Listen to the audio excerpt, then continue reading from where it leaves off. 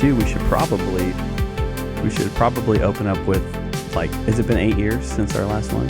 We got it. Let's see. Okay, pull it up.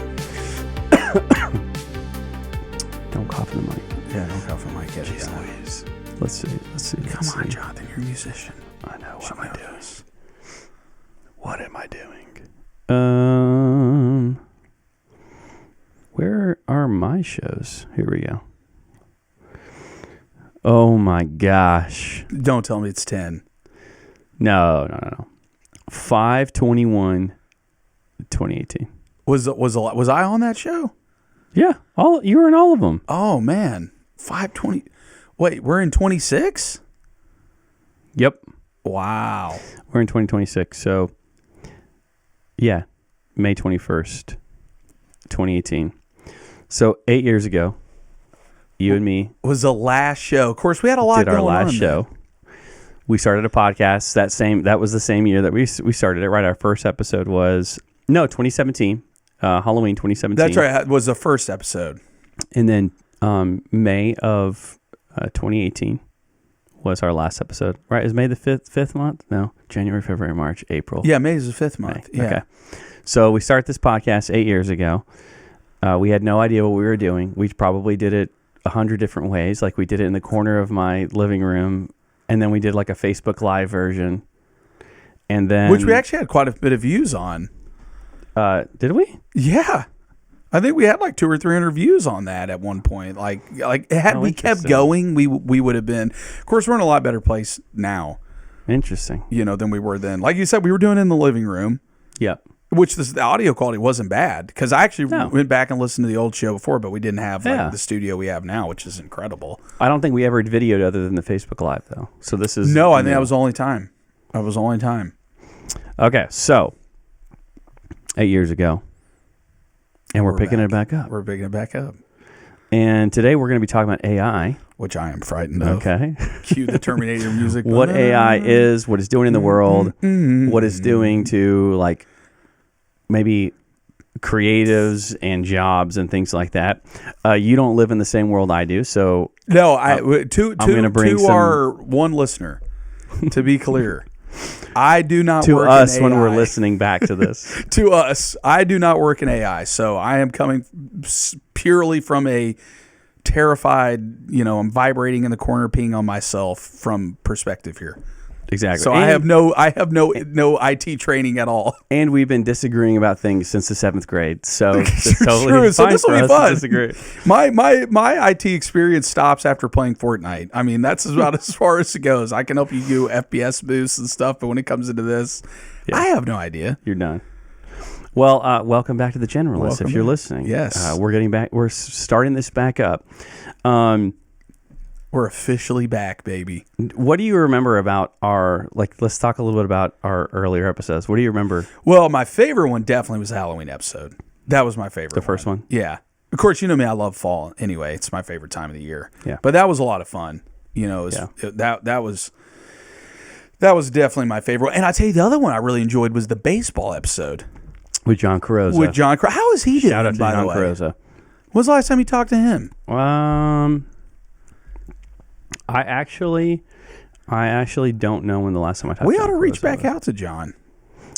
He's a talker, so he's a great podcaster. He is a great, and he's a nice guy. He is a nice guy. John Carozza. Remember, I told him he sounded like he had a base. I said that sounds like a 70s baseball player name. We started off that episode with great music too. Yeah, we had the who was it? It was not Ernest Hemingway. What? Who? The baseball quote. Was it Hemingway or was it? No, it was the guy who does the baseball. Not Ken Burns. Yeah, there was Ken Burns. But he was reading a quote. And I can't remember if that was Hemingway or who was the other one that used to drink the absinthe all the time. Wrote Huckleberry Finn. Mark Twain. It was Mark Twain. That's who it was. Okay. Yeah, that was a great episode. Yeah, I think I love both. Those are probably my favorite episodes. The Halloween episode. I think the baseball one was my favorite. We talked about the baseball Chipper one was Jones' great. wife hitting on you. Yeah, which was a true story, by the way. Which was an absolute. I had no idea that was who it was. I was just like, oh man, she's bad. Oh my god, I had no idea. Well, a lot of life has happened in the past 8 years. A lot of life. James, tell everybody what your life is like now. Job, family, where's your head at? That's different from 8 years ago. Well, a lot different. I got remarried to a total baddie. And then we have a 7-month-old little baby girl. Her name is Emma Jane. We named her after Jane Austen because I like some of the stuff. And Emma was one of her books. And it's just an old name. It's a good old strong English name, and I liked that. So she's beautiful, little 7-month-old baby girl. And then I got a stepson, and he will be, which he's great. We get along great. And he will actually be 13 in October, so that's been 13. We had to have that talk the other day. I think you know what I mean. Oh no! I didn't make it weird. I was like, bro, I just straight up just took the gloves off. I was like, listen, you want to have a miserable life? Do what I did, straight up in a layman's way. And I just said, if you got questions, just come talk to me. I said, listen, I ain't gonna make this thing weird. And I just told him, I said, the streets are not a game, bro. It's like there are real consequences. Are you teaching them about doing drugs in the street or the birds and the bees? I got a friend that's actually in prison for that. And no, what? And the birds and the bees or the dope dealing? He asked me why I was in prison. I told him the truth. I said these are the consequences. Oh my word! You got to take the gloves off of these kids sometimes and let them know. You know, this isn't Call of Duty. There is no. Oh, I'm just going to respawn. You know, yeah, you might respawn in the pen. But anyway, we had that conversation. Yeah, we could. You know, you just don't have to make it weird. You just be like, yeah, it is what it is. So I know we're digressing off AI. You're digressing into some polarizing areas. My kid is like 12. Goes to, what is that? It's a trampoline park. You know yeah. The one I've never been. Exactly. He comes, he goes, Dad, you're not going to believe this. I go, what happened? Like a shootout or something? He's like, no. He was like, there was like 5 or 6 kids dressed as furries. And they were barking at their parents, and one kid was on a leash, was walking out in the parking lot. Oh my! I told him, gosh. I said, "You're kidding me right now. You're making this up." Oh my! And he's like, "Dad, gosh. I'm not making this up." He was like, "I'm never going back there again." I'm like, "Has the world changed that much since I was 12?" Yeah. Yes. So not to be polarizing, I was just like shocked. I was just shocked. Furries in the first 5 minutes. In the first 5 minutes, you can already see this podcast is tanking already. I'm going to get hate mail now. Actually, maybe, okay, so 8 years ago to now. Wait, were you married? You weren't even married yet then. Yeah, it was. We started when I got married. Oh, that's right. Y'all had just gotten married, though. Yeah. That's right. And then Ada was born, what? In 2018. Okay, so about a year later. So we got married June of 2017. Ada was born August, right? No, June of 2018. Oh yeah, literally a year later. Yeah, literally a year later. Yeah, for me, I was working at a school when we started this. That's right. Podcast, and I was doing music, and I was working at a church on Sundays, and I was working in education. And my gosh, so much happened. I mean, COVID happened in between our last episode and now. I left working at teaching in a school, so I got offered a job in February of 2020. I said yes to that job, and then I went and told my boss, because I was working at a school, that I wasn't going to come back in the next school year. And 2 weeks after that, COVID happened, and we went into lockdown. And I spent the last, 6 months of my teaching time on Zoom calls with kids. And at the time, I was the student life director, which meant I did like extracurricular stuff outside of the classroom. So imagine this. If you're a high schooler and you have to be in Zoom all day for class, what's the last thing you want to do? Hang out on Zoom. Yeah, or something outside that's not required. Right. You want to go like whatever, play video games or whatever they do. You don't want to be. So I literally did nothing almost my entire. I mean, tried to do stuff, but so I finished out that job. Started working at a church pretty much full time from there on out, and then did that in music for 7 years until this last April when I left my church job. Which was killing you. Which was the worst job I've ever had. I left that job, tried to get basically a job in corporate America. And that's right. With I won't name them on the air. Well, yeah, there's just a couple companies I wanted to work for. They got a huge team of lawyers. They'd sue us into oblivion. No. Maybe you don't want to put furries in their name in the same. Exactly. I don't know. Maybe episode. I don't know. Yeah. So tried to work for a couple places, and honestly, I think God kept those doors closed for me. Yeah. Even though, like I had so many interviews where I performed super well, and it came down to like some nominal, minuscule thing that was like the difference between me and the candidate that got the job. I think they were just like, this guy's too much of a tryhard. Too much of a tryhard. I think actually it was interesting. I think the last 3 job interviews I had that were for big roles, making like 2 to 3 times what my highest earning year ever. Yeah, I remember when you were doing those interviews Yeah. at the one company. Yeah, so I really thought that was in the bag. I did when you too. called me after I was like, oh, he's got that. I thought both of them. I thought all 3 of those jobs were in the bag. And every single one of them, I went from like 400 applicants down to the final 2. Yeah. And got a no. But it was like a no, but we want you to come back. And the last one. What does that even mean when they say, it's like they think you're a great candidate, so they don't want to lose you and get you out of the candidate pool. They just want to find a better job for you. I think that's something that would fit you well. Okay. Because I've never really worked in the corporate side of the world. And that last no was, I think, what I needed to push me towards starting my own business, which has actually been the best move possible. I agree. Well, you have way more freedom. You work less hours. Oh yeah, and I love it. You make more money. I love it. And essentially, what I do is I help creatives, filmographers, photographers, musicians, designers, course builders, coaches, consultants, anybody who's like selling their creativity or their intellectual property as a service, their craft as a service. I help them build freedom businesses that are built for making money while still having a lot of margin in your life and making an impact. Which is a big thing. Well, it's a huge need. I mean, me Right. being a creative for like two plus decades, I've been around a lot of environments where people were doing it really well, and I've been in environments where people weren't doing it really well, and I've learned from some amazing people over the years. And it's interesting, all of my experiences through my meandering path has like accumulated this wealth of knowledge that has been really helpful for people. And I spent a lot of my life people calling me to ask me questions, and I always just thought that was a fluke, like, oh, just people value what I say, or they want or whatever. They want to know what I think about it. And then as I was kind of doing some soul searching about what I should do, I realized actually that was a feature of who I am, that I help people take complicated situations and find solutions and find clarity. And so that's what I get to do every day, and I love it. I have a couple more kids since we started this podcast. So my stepson, he's 15. He's in high school. I have a 7-year-old girl, which is crazy.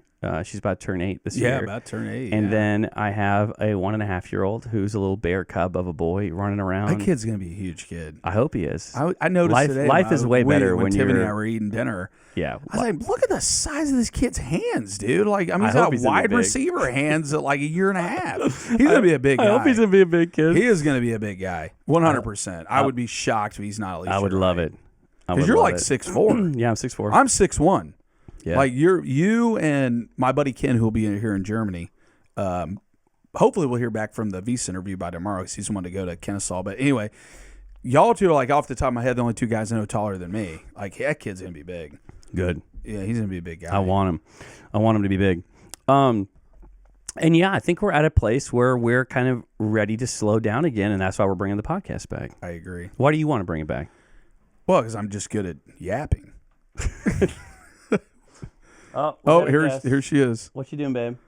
Don't close the door. Okay. I'm going to go to bed soon, okay? You're gonna go to bed soon? Okay. Don't. Why don't you come around behind the camera and give me a kiss? That's Jonathan's little girl. I love you, baby. Love you. Good night, Good Ada. night. Night. So yeah. You close the door, baby. So Yeah. Why? So you want to bring it back because you're a yapper? well, yeah. I mean, who can jaw jack and fat mouth better than me? I mean, come on. I don't know. I can. I mean, Pretty that's good. true. I can hold my own weight with you.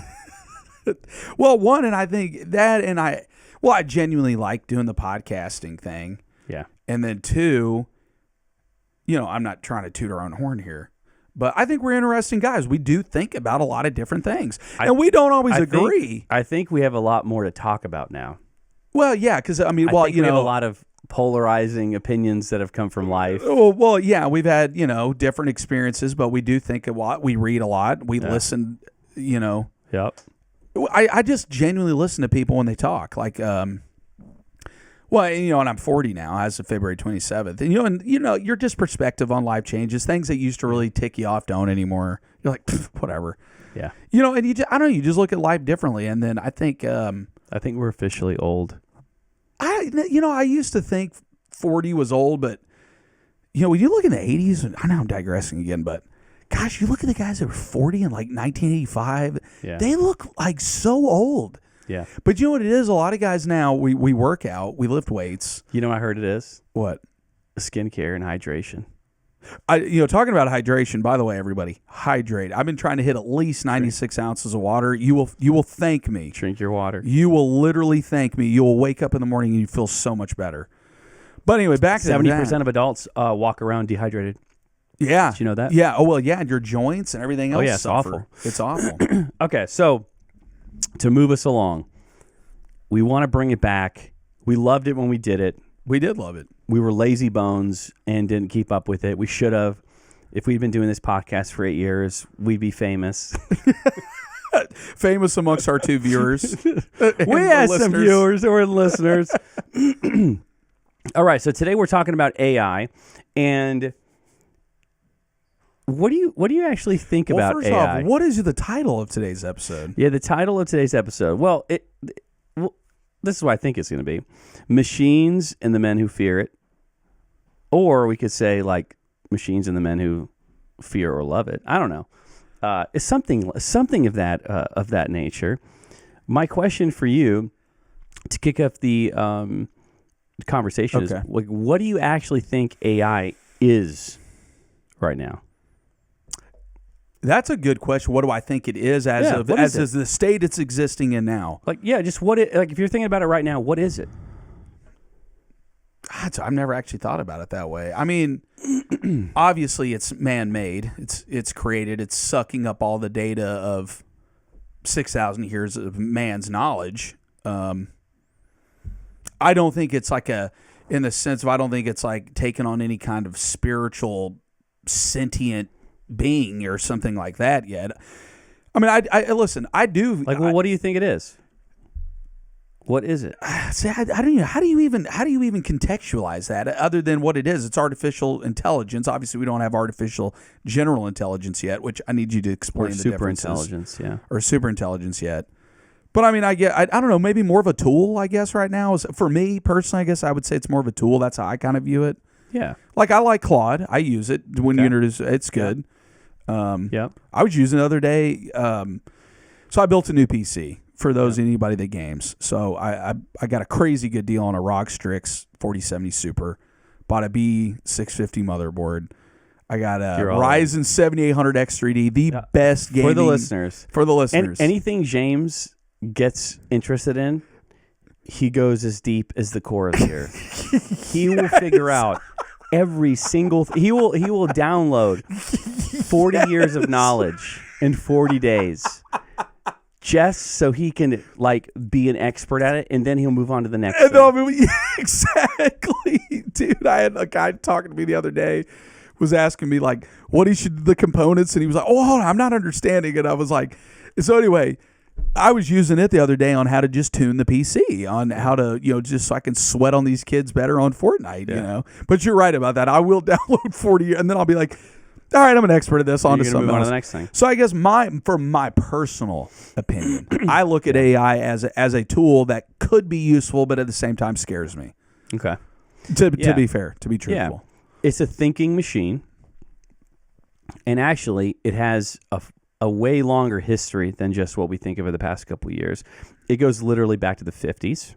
I did not. That's interesting. Yeah. I didn't know that. So, I mean, the Turing test, have you heard of that? I have heard of it, but explain. And that was in 1956. So, a scientist, Alan Turing, basically invented a test to see if a computer was actually having self-awareness.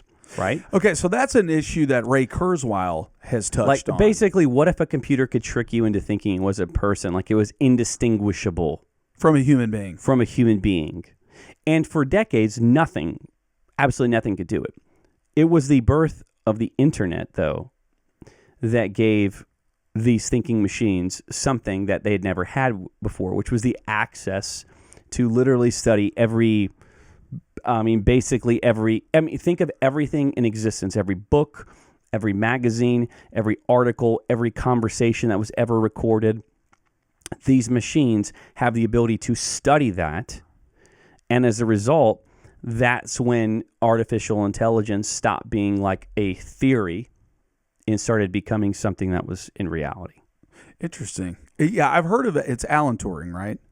Yeah. I've heard of him. I didn't realize. I knew he had something to do with AI on the like periphery, but I didn't know that this idea, this concept, goes all the way even back into the 50s. So that's going way back. Oh, 100%. We're talking almost 70 years. Absolutely.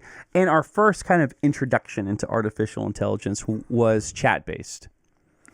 What was the These first applications chatbot we were hearing about? I mean, I think ChatGPT was the first. Let's see. Was that the first? Because Let's it see. seemed like there was some earlier even than that we were hearing about. Like, Let's see.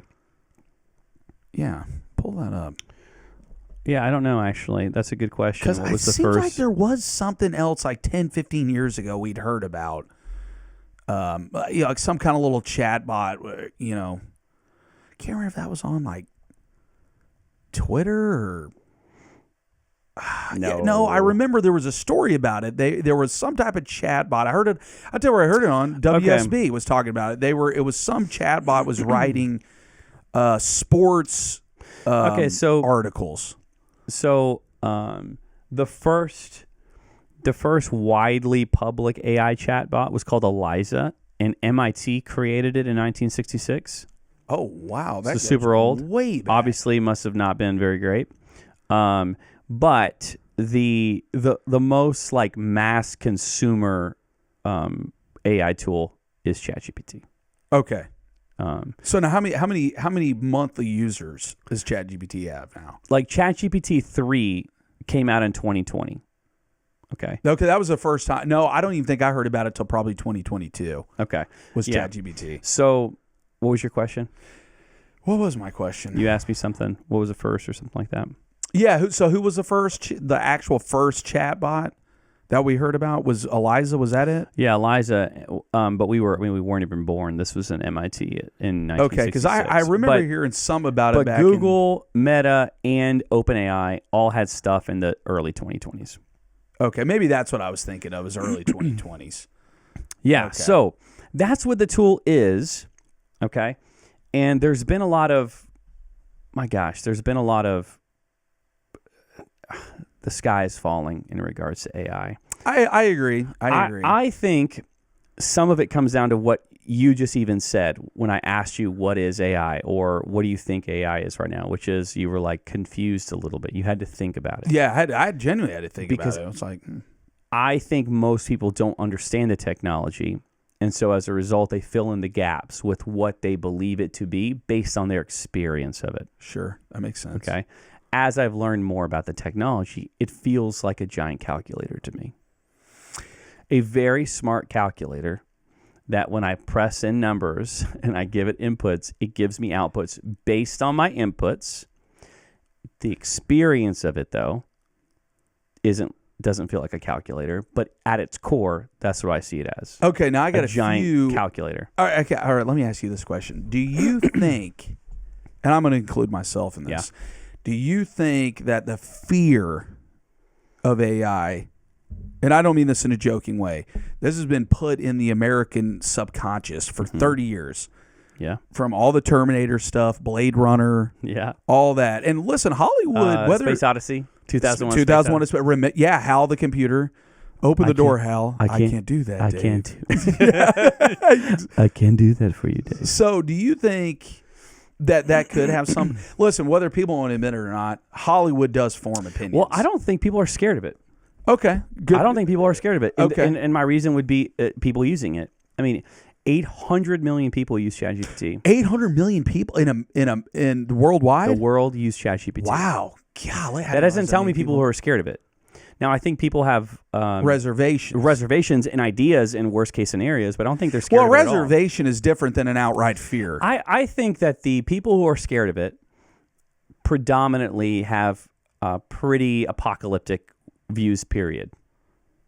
Okay, yeah, you're probably right. You're probably right. That's just been my experience. Now, that people that think AI is going to destroy the world, they themselves have fairly apocalyptic views of lots of things. And AI is just a thing. I think that also there's a lot of well, and you know what? excitement about AI. Okay, yeah. It's new. It is new. Now, I will Right? say this as far as the people to go on their corner for a second. Yeah. The people, some of them, including like Ray Kurzweil, who wrote the book The Age of Spiritual Machines, which I have not yet read. I've been reading like 3 other books, so I want to read his. He does have some concerns. And then I know, when was that? I don't know, 3 or 4 years ago, the Navy was talking about implementing AI-driven drones. The thing about they're doing that, and they're already doing that. Yeah. The thing about an AI is it will do, and that was some of the people in the Navy's concern was, well, it has no empathy, it has no sympathy, it has no moral compass whatsoever.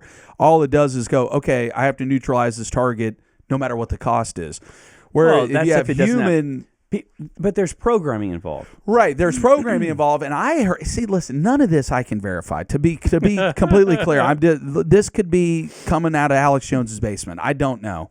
I'm just saying, I'm not unfortunately working in the Pentagon. James, let me tell you about AI. Let me see if I can do my Alex Jones. We're coming to you live from our underground bunker here. We've got Tupac and Elvis talking about AI. That kills my voice. Oh my God. So what I'm saying was, I didn't mean to yell on the mic there. That's what I had heard, that they were possibly worried about it overriding the program, saying, well, this is a more efficient way to take out whatever the target is. Okay, that's understandable. That doesn't sound like the sky is falling, whatever. That could be a valid concern. Again, I'm not working in, to anybody to say, I'm going to listen to this. Yeah. I have no idea what they're doing. So I can understand somebody that works in naval intelligence or whatever, DARPA or whatever. Yeah, you have to be smart about it. You have to be smart about it. But that's with any technology. Yeah. I mean, Obama was the first president who used an iPhone. Really? I didn't know that. Why is that? Well, yeah, because iPhone. That's right. Because BlackBerries were at the time. That's what the previous presidents who were using smartphones were using. You could have more safety features around BlackBerries. You couldn't do that around Apple phones. But Obama wanted one. What I'm saying is that you always have to be careful with technology, regardless of whether it's AI or not. No, I agree. I mean, look at the atomic bomb project. I mean, the internet period. The internet period. Yeah, the internet period's scary. But look at the financial systems, like the data systems that run the financial systems. Like all of that has to be regulated. Isn't Watson IBM's AI that runs the bull market? What? Yeah, IBM has Watson. Isn't that what it's called? Watson, isn't it an AI that does all the... no idea. That's another topic. We'll have No to idea. that. I have no idea how the economy works. Well, let me ask you this then. What do you think is the thing that concerns you the most? Not what you've read, but like what actually bothers you. Oh, what that's an actual valid concern? Yeah. Okay, so It doesn't have to be like quote unquote valid. Just like what is something that concerns you the most? My concern with AI is I'm not worried about the T-1000 kicking my door in and hitting me with a sawed-off 12 gauge. Yeah. Yet, because we don't live in China. I think my Because you say we don't live in China. Yes. It's gonna happen there, folks. You heard it here first. You on the heard it here Generalists. first. The guy's a James prophet. predicted it. So, I guess so I was talking to Ken, my buddy that's coming here from Germany. Yeah. From a business standpoint, this is my concern. Why would I use you? Yeah. Because he's fluent in 3 languages, and that's great. Okay. Why do I need to pay you $150,000 a year or whatever when I can just have ChatGPT or Claude or Jonathan 2.5, whatever else, whoever, and pay it nothing, and it can do whatever a human being can do infinitely times faster, work 24/7, and guess what? I pay it nothing. I don't have to give it insurance benefits. Yeah. I don't have to give it dental health, nothing. Yeah. So that is one of my concerns, like, entry-level jobs, like, just answering the phone at an insurance agency when you're 18 years old or whatever. You just want to get out into the workforce. Okay. Well, why are you going to need those people? Yeah. I mean, how much is McDonald's paying now? Starting, it's like $15 an hour. Yeah. So you would say job loss. I would say job loss is what I could actually see happening very, very soon. Okay. In fact, I actually got a graph. You want me to pull it up? Yeah, pull up your graph. I I don't know what your graph is. It's about the impact on the job market, but I want your opinion. Yeah. So anytime there's a new technology that makes certain technologies redundant or makes them seem like they're in the past, there's going to be disruption. Okay? Sure. Before the wheat thresher, people were threshing wheat by hand. Right. Using a wheat thresher, one person could do the job that many people could do. Okay? Now, you can even do automated. You can do, there's machines out there that can do things automated, right? When Ford first had his assembly line, people were doing work. Yeah. I went in and visited a Mercedes in Alabama. I went to one of their assembly factories. I didn't know anybody in Alabama could afford a Mercedes. I just canceled all of our listeners in Alabama. What did he just say? When I was there, their assembly line was filled with machines. Okay? Interesting. So that we're actually building the vehicles and building the panels and things like that. Now who does now with Mercedes, human beings who are a part of the process. Right. Do they actually build the motors, human beings, or is it machines doing all the I have motor no building? idea. Okay. Somebody on YouTube that we're going to post this is going to fact check everything we're saying. Okay. But which I'm sure I'm wrong. My point is that anytime there's technological advancement, there is disruption. And we have to figure out how to make life work, right? Because the old way of doing things is done. I agree. I agree. Right? Think of the Industrial Revolution. Think about everything. Think of the day when people used to have to row boats and have a ton of oars sticking out of the side of the boat. True. Right? Now, a trolley motor could probably power a Viking ship. Oh, yeah, probably could. Right? Yeah. The Vikings are out of jobs. Trolley motors taking over. No, I agree. Right? So I guess what I'm trying to say is... That's a valid point. I agree. All the way throughout time in history, there have been advancements that require us to change. I agree with your points here. I agree. Now, to counter your point. Can I finish my point, Go though? ahead. Please. My point is not that sucks for you. My point is that we have to figure out what it looks like after this technology is put in place. So it might mean that certain jobs are going to have to change. If you used to do a manual labor job or like maybe you're a call center, and AI now is going to take over pretty much all call centers. Oh, okay? yeah. But who's monitoring that AI? Who's working on it? Well, who's somebody training has it? to. Yeah. Who's ensuring that it's following protocols? Who's making sure that there aren't bugs in the system? Like, there are going to be new jobs in association with the jobs that are going to be taken over that are going to require people. And I think the question is, like, if you're listening to this right now and your job is primarily doing something, I would encourage you to think about how you can use AI to direct if somebody was going to be doing your job. Move from a doer to a director, and you will survive the disruption. If you hold on to, like I was talking to a family member that was like, I'm not going to use AI at all. And I was like, you're going to get left behind then.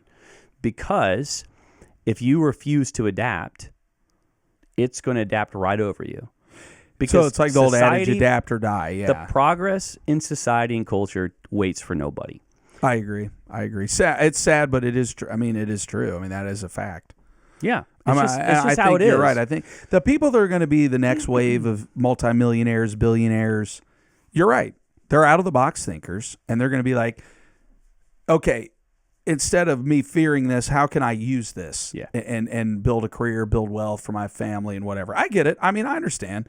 Yeah. Now, granted, Show me your infographic. So this is a. Can I see it? Yeah. Here, you can read it if you want. Hold on, let me move this out of the way. Read that and give me your opinion. Read it to the listeners. I gotta like zoom in somehow. I know. I should have just here. Text it yourself real quick. You can pull it up on the iPad. Oh, here we go. I got it. Okay. I got it. Okay. Anthropic. So by the way, Anthropic makes Claude. Oh, I didn't know that. Yeah. Anthropic's new labor market research analyzed 170 million jobs across 22 occupations to estimate how much of each role AI could theoretically replace today. So theoretically, Yeah. not saying that it's 100% replacing everybody tomorrow. By percentage, office and admin work, 90% exposed to AI takeover. Which we said that. Sales, 65%. Now, what do they mean by sales? Like sales, when I heard that, I was like, well, I don't understand, because if you're selling me whatever it is, yeah, I mean, that's kind of in person, though. They could mean a lot of things. Okay. It could mean like sales bots, could be online processes.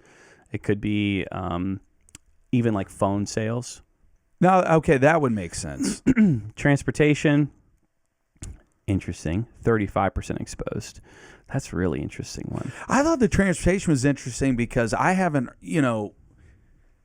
does Tesla or anything even have any real viable self-driving car? Like you could call an Uber, and it is literally that's some. I mean, that technology is so there's in its infancy. I guess. think there's going to be a lot of cultural changes that are going to be required in order to be okay with some of these takeovers. Yeah, I mean, really, would you want an AI driving, like an Exactly. 18-wheeler down 75? I mean, I wouldn't. Food prep and serving, 25% exposure. Business and finance, 80% exposure. That's a good thing. Now, what are they going to do with business and finance? Like hedge fund managing? I don't know. Stock market? I mean, honestly, probably an AI tool could. An AI tool would probably be quicker in trading than a human being. Well, I know a guy who was a day trader, And it could be trained on all the models. Yeah, and he was using AI. I don't remember what it was. What it does is like he was a day trader, so it was doing these crypto coin transactions and trades instantaneous. Like he was like, dude, I couldn't even click the mouse fast enough, to do it. So I know there's already guys doing that. I see. Okay, so let's go to the next one here. I can't read these smaller ones. Okay, construction, 18% exposure. That's interesting. Which is interesting because that's manual. Healthcare support, 38% exposure. Production, 30% exposure. Education, 62% exposure. Interesting. I kind of feel like that's a good thing. Now, what do they mean by education? I don't know. Like it's going to be actual AI teaching your kids or teaching college courses? Computer and math is 94% theoretically automatable. Office and admin is 90%, yet Anthropic found no system increase in unemployment for highly exposed workers since late 2022. All right, well, that's good news. Interesting. Super interesting. Yeah, I mean, the question isn't whether or not it's going to disrupt jobs. To me, the question is, what are we going to do as a result of the disruption? Well, which is exactly back to your broader point was, listen, figure out how to use this. Yeah. So you're not just, left in the dust. Yeah. And, okay, so I run a business helping creatives, right? I think creatives are looking at AI all wrong. I think creatives are looking at AI as the thing that's coming for their jobs. And I actually think we're entering the golden era of creatives. Interesting. Now, what do you mean by are we talking about movie directors, actors, singers, producers? What exactly do you mean? I mean, so as I'm defining a creative who basically uses their intellectual property, their vision, their craft in order to provide a service. So videographers, photographers, designers, musicians, I'd put consultants in that category. Anybody who's like, making things, writing things, writers. Anybody who thinks of themselves as a creative, this is the golden age. So now how are they looking at AI?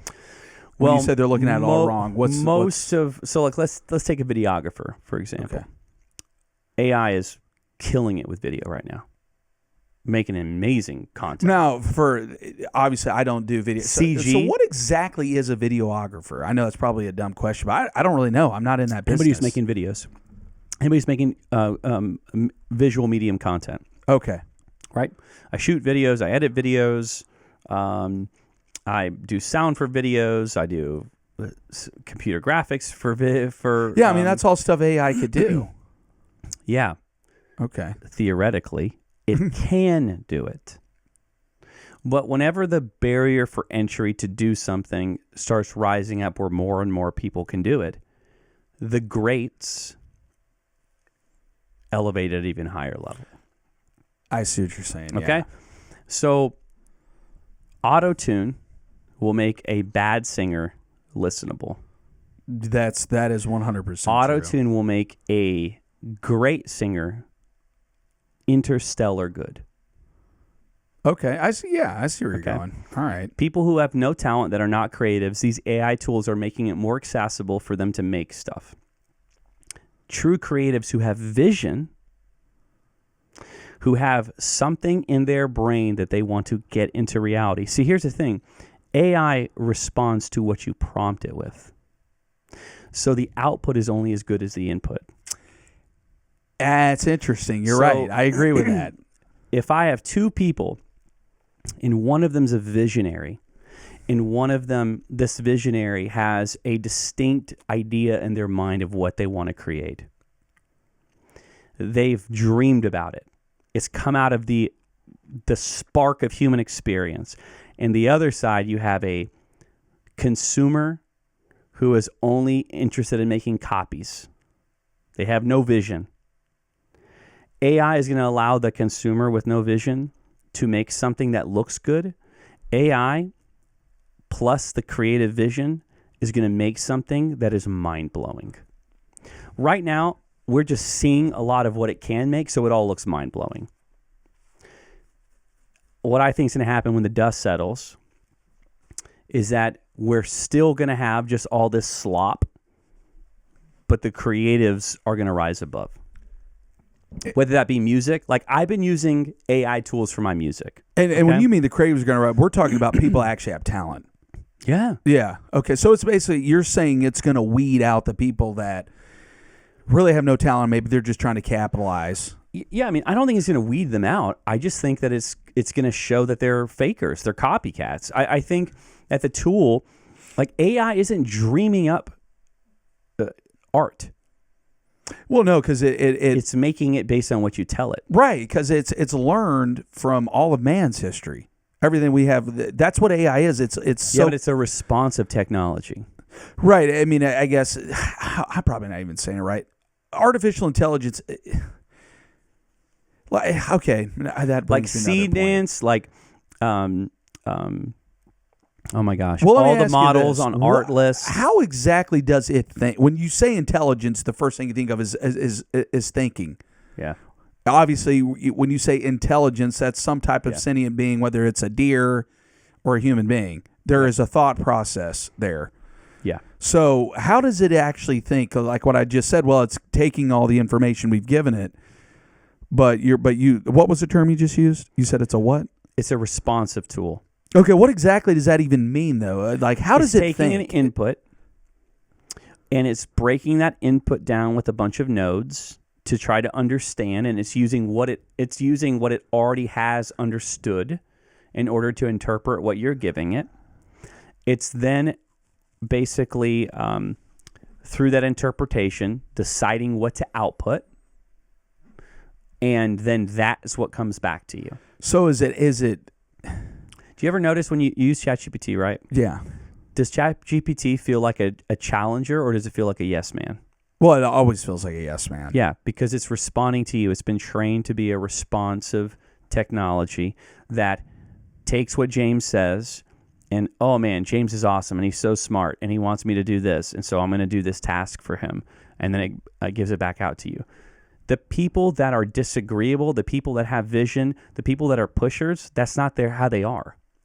The creatives that push the boundaries have a different personality than AI does. Yeah. That's why I'm saying they're going to rise above.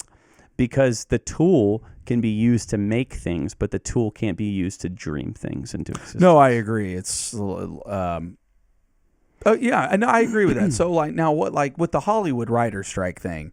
Yeah. you talking about creatives, I think this kind of goes hand in hand. Remember, they went on strike. When was that? Last year? Yeah. Over, of course, I didn't even know about it, but till later. But apparently, wasn't it over AI written scripts? I'm not sure. Maybe it was. I mean, I still think. Okay, so Again, well, here's a good question. This plays into this.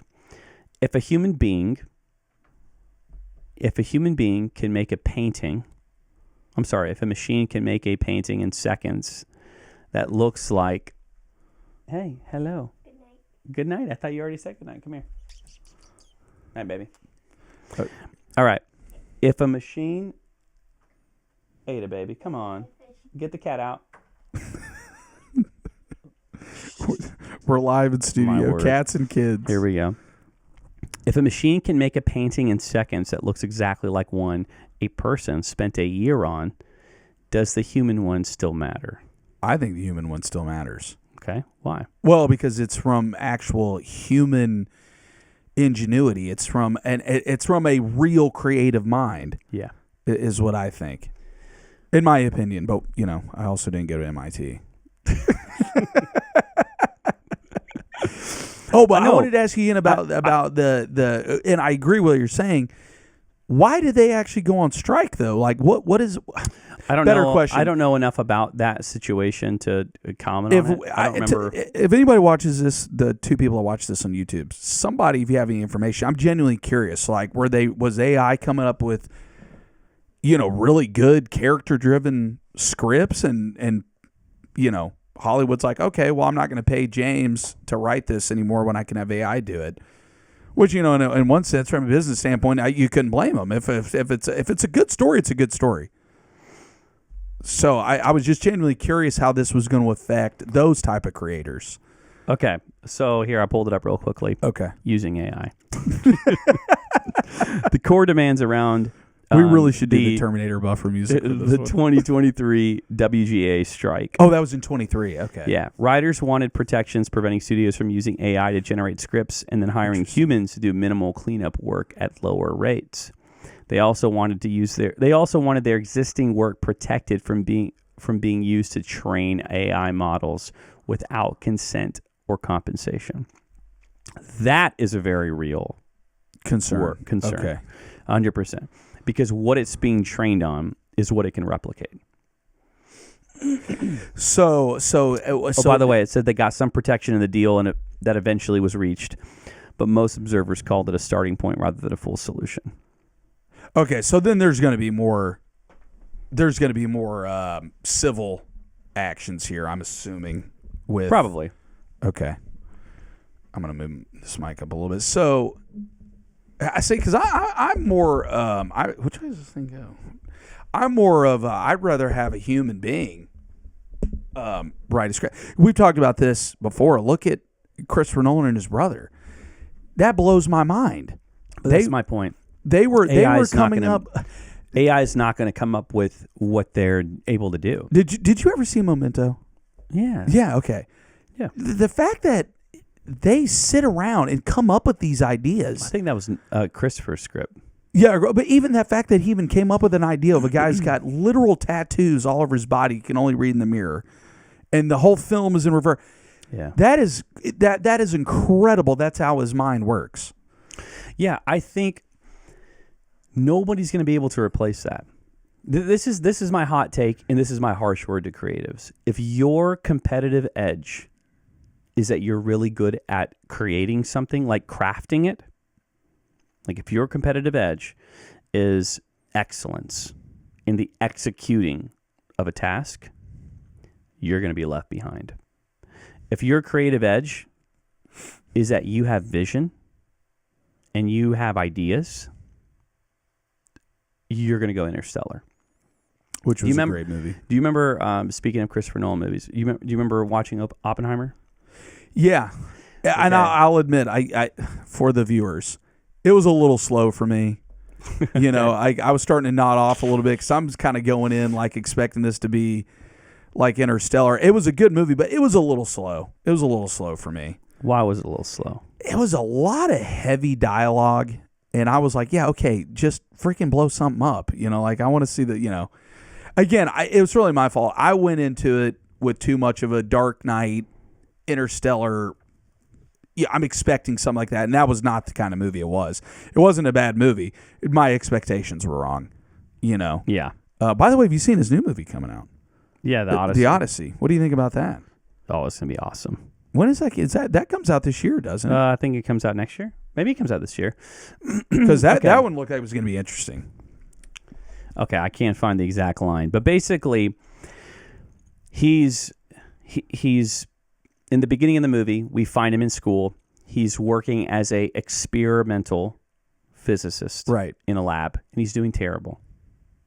Right, his teacher's getting on to him. He's not good in the lab, and he has one of the greatest physicist minds of their day come give a guest lecture. And the next day, when he comes in to see him, his experimental physicist professor is talking about him to this great thinker, and this great physicist turns to Oppenheimer and he says, basically he says, I don't need somebody who can play the music. Can you hear the music? That's a big difference. In other words, do you have vision? Yes. And I think about that, and I'm probably butchering that line, but the sentiment is what I think about in regards to this conversation. I think there have been many people who their superpower has just been doing a task really well. And I think that as technology evolves, again, that doer to a director mentality, I think the doers will always be rendered obsolete. Yeah, because they don't have vision. Well, and I think also, too, the arc of expanding capabilities, the art of progress, will always take work away from the doers. Interesting. Because we're trying to become more efficient. And by becoming more efficient, it's a reductive process. Right, you got to trim the fat. Think about a wormhole, right? Like I can either go from point A to point B across the line, or I can bend the paper. And right? instantaneously be to point B. That's a reductive process. Okay. I'm reducing the amount of energy it would take or work it would take, right? In the same way, this is the same way with just progress in general. We're always trying to think of what's the faster way from point A to point B. As a result, if your job and specialization is getting from A to B, you're always at risk. Okay, now let me play devil's advocate here for the younger generation. Because they're quickly, and not all, but they're quickly kind of becoming anti-capitalist, which obviously my rebuttal to that is, okay, well, show me a better system. Anyway, that's another topic. But to play devil's advocate, what are you going to, how would you debate that? Let's say like a Gen Zer is like, well, see, this is the problem with capitalism. Y'all are taking jobs to for more corporate profit. In which, to be fair, and you know me, I'm a capitalist 100%. Yeah. That is kind of a valid point, though, because these kids are seeing all these corporations are going to start implementing AI. They're going to start losing jobs, which means their parents, retirement could be in trouble. Yeah. So, I mean, what do you say to those people? Because some of these kids are, some of the Gen Z or the late born ones are pretty young still. Ken's only 20. Yeah. And he's coming into a vastly different job market than you. You and I are 20 years older. Yeah. We have a lot, where it's just a completely different job market now. AI was a science fiction thing, when we were kids. Yeah. Yeah, I would say you either can look at it as the stop end, which is that jobs are being lost, or you can look at it with the double-sided coin that it is, which is jobs are being transferred. Interesting, yeah. They're metamorphosizing. Which again leads back to your point of you have to adapt. But we're adaptive species. We are. That's what we have to do. I think too. There's a couple hard truths that I have pretty harsh views that I have about this. Oh, I want to hear them harsh views. I like harsh views. And then I have I think pretty pragmatic views. Maybe I'll start with the pragmatic first. I still believe enough in society that if we don't like something, we will stop it. And this is what I mean. If every organization decides to fire everybody, I don't think everybody will go home and just be like, well, that was it. I agree with you there. I think they'll start their own businesses. Yeah. I think they'll revolt against it. I think they'll stop buying the products of the companies that they hate. They will demonize certain products. I mean, look at what's happened to certain companies when they've made decisions for their brand that people didn't like. They lost billions.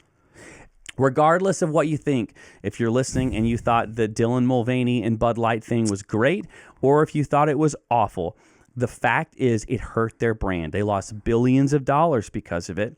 And the problem was what they were pairing with their brand did not match the consumer, and so the consumer said no. That will happen when brands start making decisions, even if they're making them for profit. People will not abide by things that brands do. They'll stop using it. And what happens if they stop using it? Those brands will lose money. And what happened to Bud Light when they started to lose money? What did they do? Well, they corrected. They corrected it, yeah. And so that's that. From a pragmatic standpoint, I don't think we are simply observers in this system. I think it's an ecosystem in which the masses do have power. We see that all the time. I mean, you would say like a company like Bud Light has a lot of power because of the amount of money they have. They don't have that much power when their consumer base can literally turn them off. Right. And you're seeing. And then what happened to that? What happened to the executive who was in charge of that marketing campaign, who was all over the news? She got canned.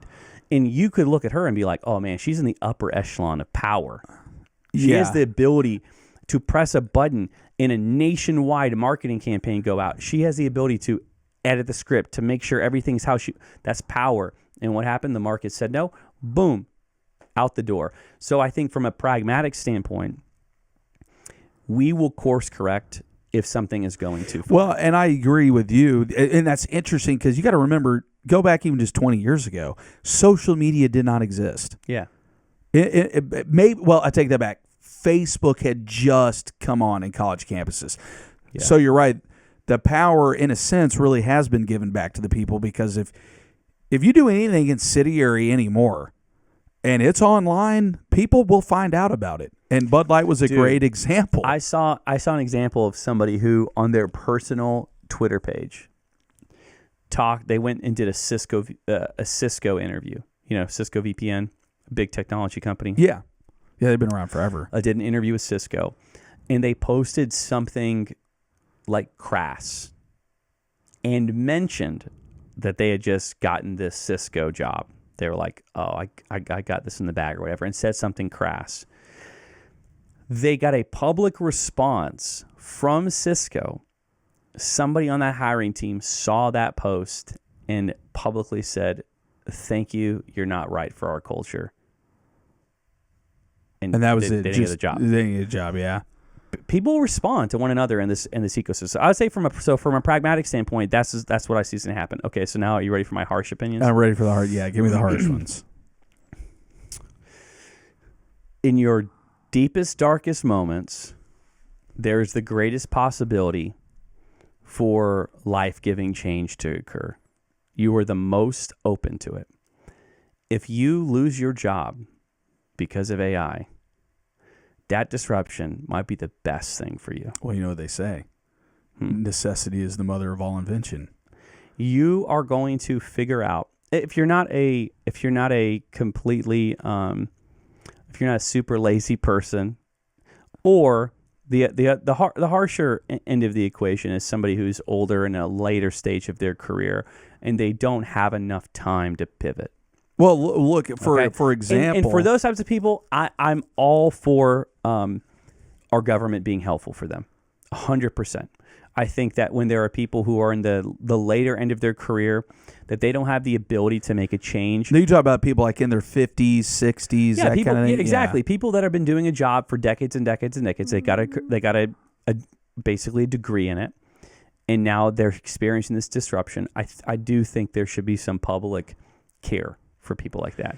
If you are able to work, this might be an amazing moment to reevaluate and to find the skill, the spark that you have that is a benefit to the world and to society and to, the job market, and now you have an opportunity in this hard moment to do something. Now you know me because I'm very opposed to welfare systems in general. But let me say with a caveat, I am not talking about, God forbid, a man or a woman or somebody had a horrendous accident and they're paralyzed or something, and that's not who I'm talking about. Yeah. I have no problem with that.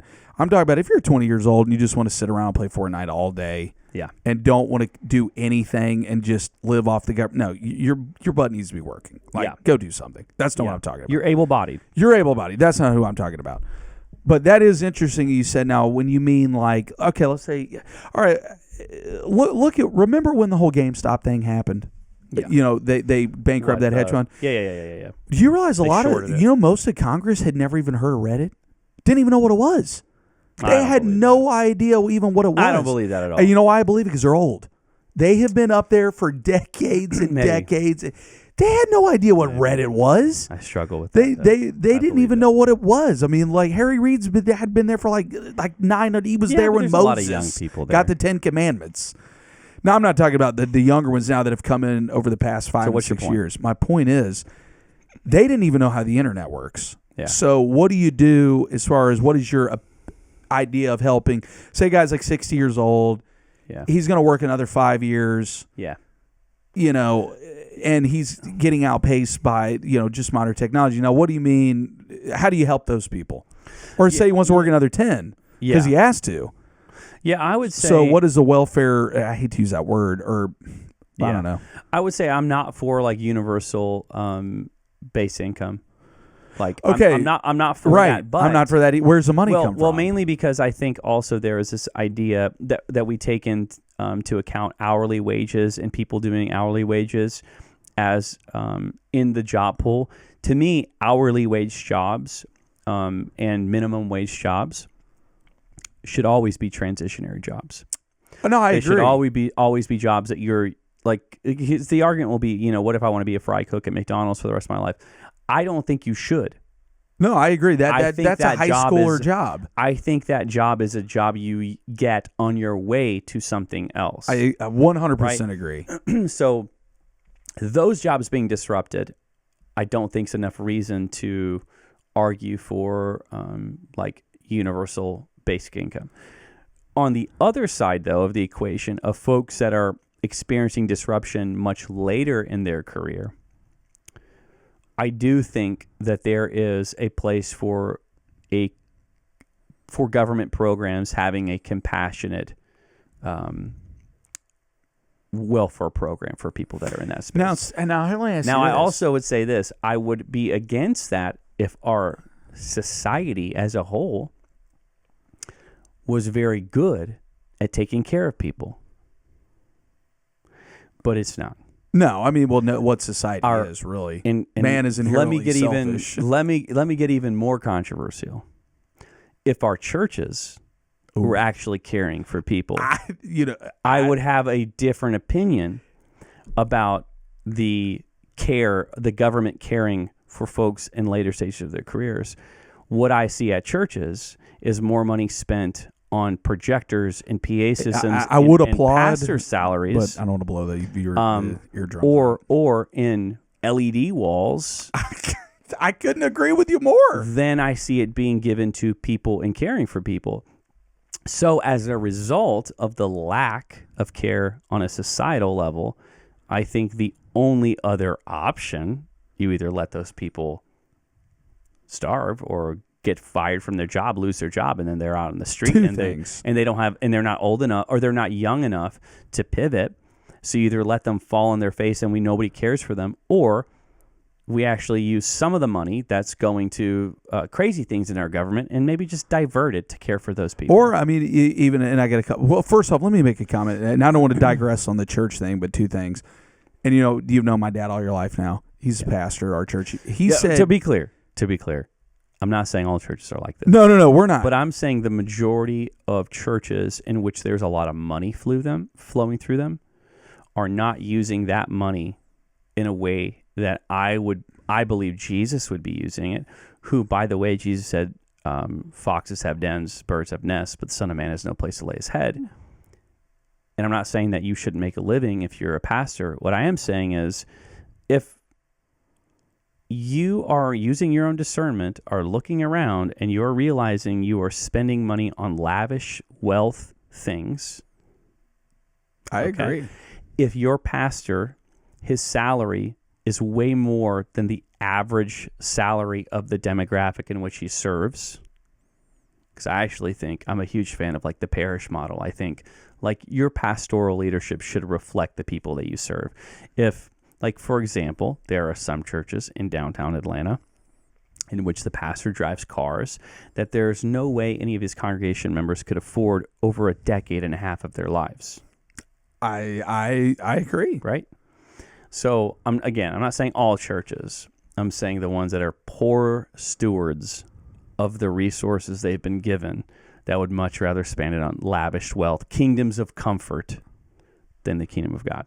All right, back to you. So my dad said 20 years ago. Who I love your dad. He's a great minister. He is. And he's been serving Literally, tirelessly. Yeah. Who God has brought to him. And he's a great shepherd. Continue. He's basically just said the same thing you said. He said, had the churches 100 years ago preached the gospel and actually done the outreach for people, he said you would never had to have the Great Society, which was the welfare state. Yeah. And he went to, this has been about 8-9 years ago, maybe 10. He went to he just thought he'd try it. People were like, so I'll just go to this, church building thing. And he was like, this is whatever. I'll just give it a shot. So he goes in there and I don't remember who the church was, and I wouldn't call him out on the air anyway. Yeah. Nice guy. The pastor was a nice guy.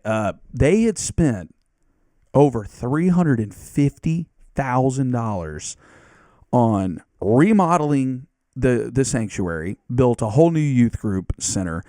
They had the fog machine, professional light show, the whole deal. Over $350,000 on that. That's cheap, actually. Well, of course, this has been a few years ago. My dad said, well, where is the gospel in this? And that pastor got so mad at my dad that made him leave. And my dad's over here thinking, you just spent over $350,000 when you could be preaching the word and maybe really legitimately helping people that are struggling. Because listen, we have all been there. There are people that work hard and life happens. People have car accidents. Things happen. Yeah.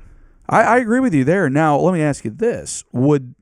Instead of even diverting the money from the taxpayer, which again, I'm not opposed to that necessarily. Mm-hmm. What about doing like a program training the older generation with how to actually use this technology? How to maybe further and make some money with it instead of just writing them a check. Hey, here's $100,000, Bill. We appreciate your 30 years of work. Take care. Maybe the old adage. I know this is tired and cliche, but you give a man a fish to eat for a day, you teach a man a fish to eat for his life. Yeah. Yeah. I don't know. That's just a thought. It depends on the life stage of the person. Yeah, because if you were okay, look at my father-in-law. He was born in 1957. He doesn't have a freaking clue what Claude or ChatGPT is.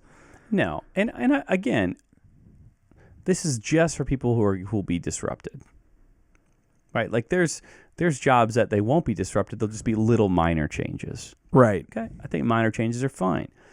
I think for example, Sam Altman said that the customer service industry would probably be disrupted. He thought 70 to 90%.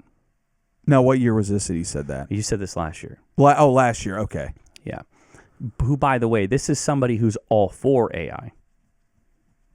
So if I have the spectrum of somebody who's like the sky is falling, AI is evil, and on the other side I have like the creators and the tech giants who are running and pushing the boundaries, Sam's on this side. And he is admitting that it's probably going to be 70 to 90% disruption for the customer service industry. If you've been in the customer service industry, now what do you mean by customer service? So you talk about like mall retail or just think about restaurants. Every single company has customer service. True. Every single person is handling issues, handling tickets. They're making phone calls. If you call in, there's call centers that are customer service. For businesses that have retail, there is probably somebody that's there, right? And so for somebody who's like truly in an industry that's going to be ravaged by AI, I do think that there should be some means to care for them.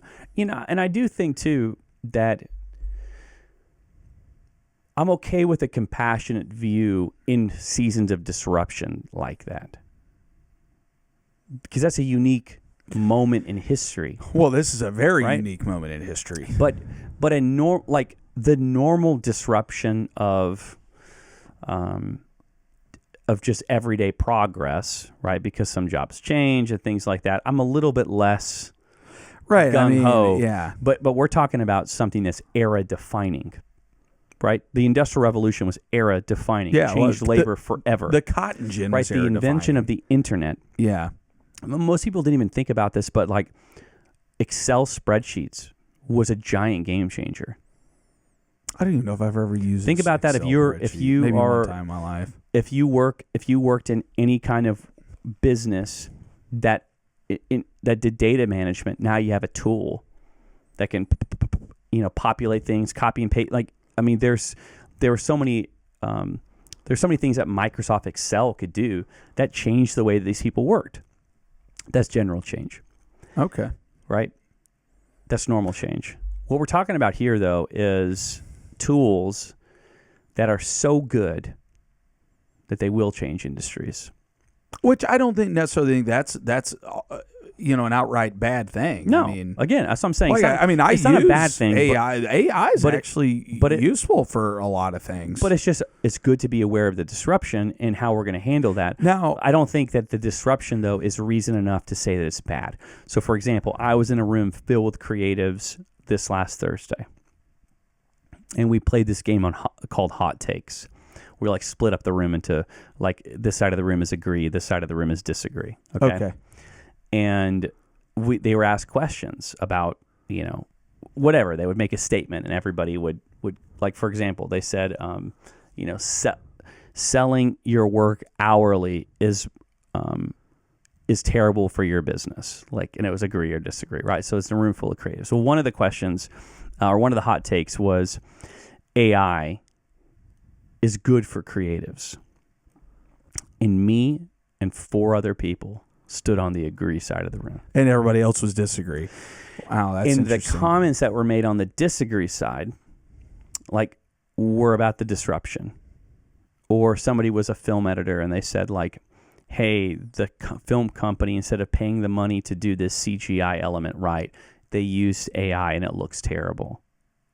So that's bad for creatives. And I was kind of just listening to it and I said, I think you're proving my point. Because the really good people who are amazing at their craft, that have vision, that have true creativity, they would have done a better job. And that's my point. They are going to excel in this AI era because the tools are not going to be able to do what they can do. So, is there anybody big in tech right now, like Peter Thiel, Elon Musk, Ray Kurzweil, whatever? Is there anybody that's actually saying, that's actually afraid of this? I haven't heard any of the big tech guys. Again, I don't listen to what it's Peter Thiel's not that interesting to listen to. Yeah. But is there anybody out there that's going hey, we really now? Elon Musk has expressed some concerns with the AI race. There's a lot of big. But is there anybody that said hey, this could? Give me some of that. What? 100%. Some scary stuff. Yeah. So a lot of it has been ethical concerns. So there was a very big developer at OpenAI who came out, wrote a big manifesto, essentially saying that. Now, who owns OpenAI? OpenAI. So it's a public company, but it's it's a publicly traded company. Yeah. Okay. Yeah. Sam Altman's the CEO. Elon helped start the company. Oh. ChatGPT is their product. Okay. All right. So there's been questions raised by and concerns raised by super high up people in OpenAI. There have been some super high up people in Anthropic that came out recently. That said, we need to pump the brakes on this. Yeah, that were expressing, not saying we don't need AI, but basically, we need to figure some things out. The technology is advancing faster than our ability to understand it and to be able to put the brakes if we needed to. Then there's been some other people that have been super outspoken, like there was a gentleman, I forget his name. He was on Diary of a CEO, and he was talking about how his belief is that 99% of jobs are going to be taken over in the next 10 years once AI. Oh, reaches, he's the guy with the long hair, Yeah. has a ponytail. I can't think of his name either. Once AI reaches basically like general intelligence and then superintelligence. Now, all right, break those down. Yeah. I am still confused Yeah. on, and I think I was very clear when we started this to the viewer that I am in no means an expert in this field at all. I watched Terminator and Blade Runner. That was about as far as I got. What exactly does artificial general intelligence mean? And then explain what in the world superintelligence means. Like, I don't know the difference. Yeah. So basically, general intelligence is that AI can do any task a human can without being specifically trained. Okay, all right. Hold on one second. It reasons, learns. So you're saying it could go It does everything a human does. We don't have to train it like in the physical or in a thinking capacity? in a thinking capacity. Okay, so it's not saying like I'm going to have a intellectually. C-3PO go out here and climb and remove my trees. No, that's robotics. But what it's saying, but you could load an AI. Which is into the probably which robotics. I know that's coming. Yeah. So okay. that is general intelligence. Now, superintelligence is scarier, which is that AI surpasses the best human in every industry, every domain, scientific reasoning, social, creative, strategy. It's not just faster or really efficient. It is like absolutely superior. Interesting. But that's also theoretical. Like, Right. Now, yeah, why do they say that's theoretical? So, and what we have is like narrow AI, right? We have an AI tool that's good at one thing. It's good at one type of output. It's like, I think of it more as a single-use blade, right? Like not a Swiss Army knife, but like, hey, this is a scalpel. That's good for this. Oh, hey, this is a kitchen knife. This is a butter knife. Like we have narrow AI that's good at specific tasks and is good at utilizing specific tools to accomplish specific goals. The next step of general intelligence is huge. Okay, so essentially then the tool is moving beyond just being good at a specific task to now it is intellectually capable across all domains of being as good as a human being. Okay, so then what I'm really afraid of is not necessarily AI. What I'm actually afraid of is artificial general intelligence, superintelligence. That's really what I'm afraid of. Superintelligence is totally theoretical, And then that gets into scarier. the singularity, which again, that's a confusing concept. Like, what exactly does that mean? So the AI Ray Kurzweil and Peter Thiel and Elon Musk, they've thrown that term around, the singularity. Okay, Yes. What does that mean? Where what AI believes that it's a sentient being and it has a right to exist? Like what exactly do they mean? Yeah, I mean, explain to me more what you're saying. So like I know Elon was saying, I don't know, with the past few months, he was worried about the AI, because America and China's in an AI race right now. Yeah. It's kind of like the Cold War. It was us versus the Soviets who could, arm up blah, blah, blah. Everybody knows that. So what he was saying was that the technology, what you just said, not to be redundant here, was advancing so fast that we needed to pump the brakes on it. And he was saying, Elon was, and I don't want to put words in his mouth, so I don't know the direct quote, but basically it was that artificial general intelligence was right around the corner, and we don't really understand what that actually means. What's the impact of that? And then if we hit artificial general intelligence, well, then theoretically you could hit superintelligence, and then it just surpasses all human beings. And then what if it says, well, we don't want humanity at all, and we think it's a cancer? I get it. Yeah. I just don't exactly know what they mean by like, oh, it's going to be a singularity. Like, okay, what is that? Was it like Blade Runner? Did you ever watch Blade Runner? Yeah. Remember the end. It's one of the greatest monologues in movie history. Yeah. And you go into the movie. That's what was that was what was so brilliant about that film. And this ties into my point. You start off and you're sympathizing with Harrison Ford's character. Like, yeah, screw them. Kill those weirdo humanoid looking. They're not even human. Blow them away. Whatever. Yeah. Then towards the end of the movie, you sit there and you're on your couch going, Is this right? yeah. And even though it is a machine, it is not God breathed. It is not created in God's image. Yeah, I think that again, that's more science fiction. Right. I do think there are in the upper echelons of people who are pushing technological advancement. Now, who are they? Okay. Talk about like DARPA or No. I'm just talking about like, the Sam Altmans, the people that are helping push artificial intelligence forward, that have really, they're so addicted to progress that they're willing to push forward faster than understanding the technology is that can't catch that. They're pushing faster its advancement than ethics can catch up. And one thing I've been wondering with them. Hold on, let me finish my point. I think there is a weird techno-religion. Oh, I know there is. Right? They almost talk about it in a religious like it's standpoint. a god. But what I'm saying is religion is based on faith. Correct? Yeah, right. I think what they're proposing is something they have faith in, but I don't think it's possible.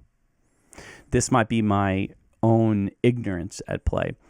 If I don't know, if I can't actually tell you on a scientific level what is human consciousness and how I can make it. Oh gosh, that's a whole 4-hour discussion. But how could I program it?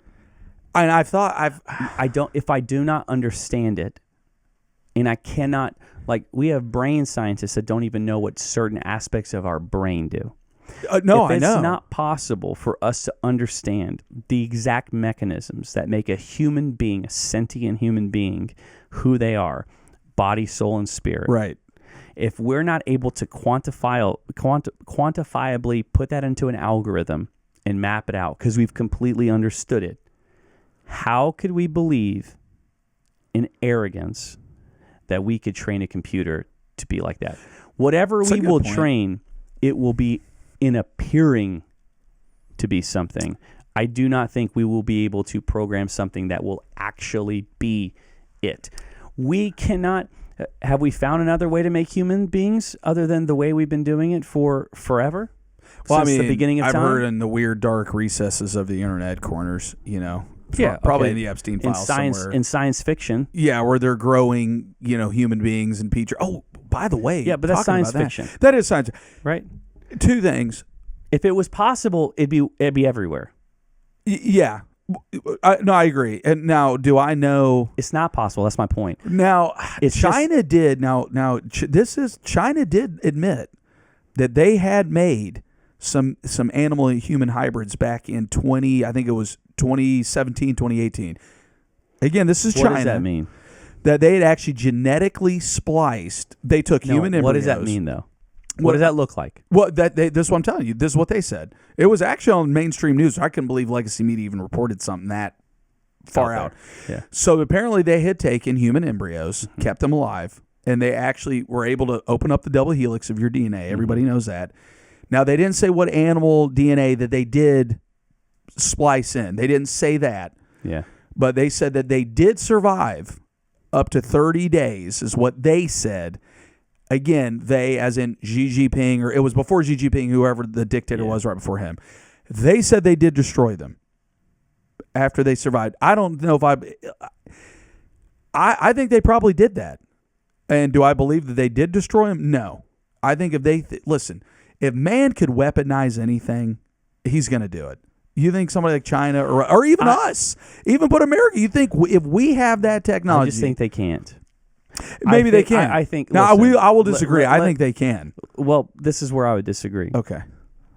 This is where we're getting off the topic here. We are getting a little bit off topic here. Sorry. Okay, so in Genesis 6. Ooh, here we go. One of my favorites. Genesis 6, God intervenes.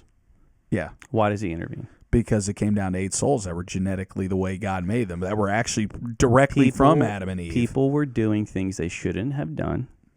By the fallen angels, yes. And on top of that, the results of that were evil.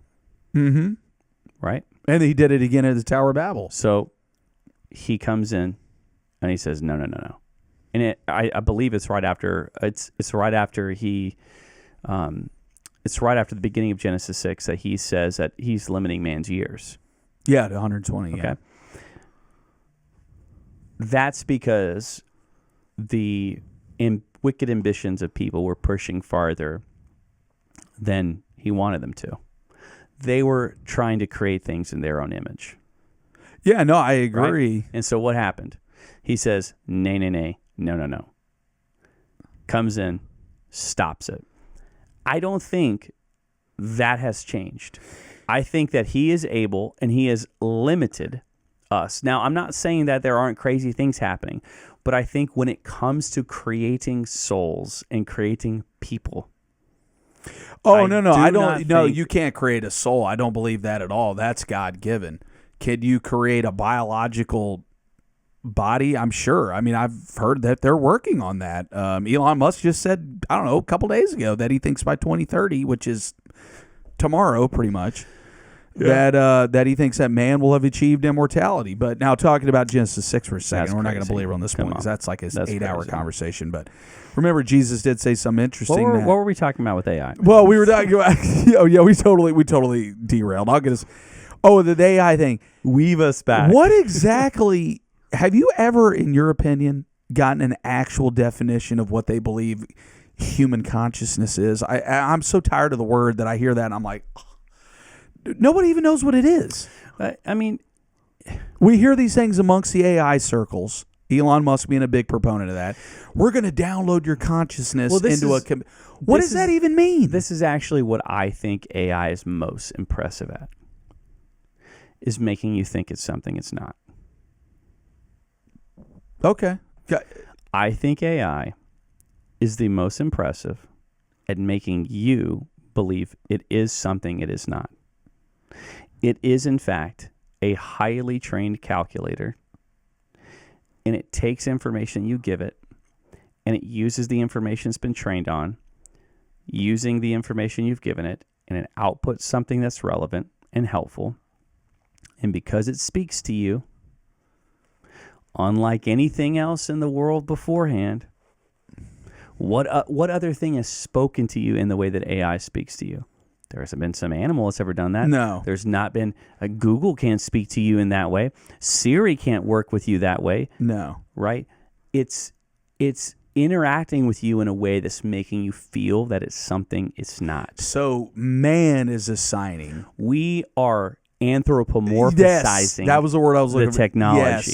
Yes. We are making it feel sentient or be sentient based on our belief of what I can infer about it through how it's speaking to me. But here's the thing.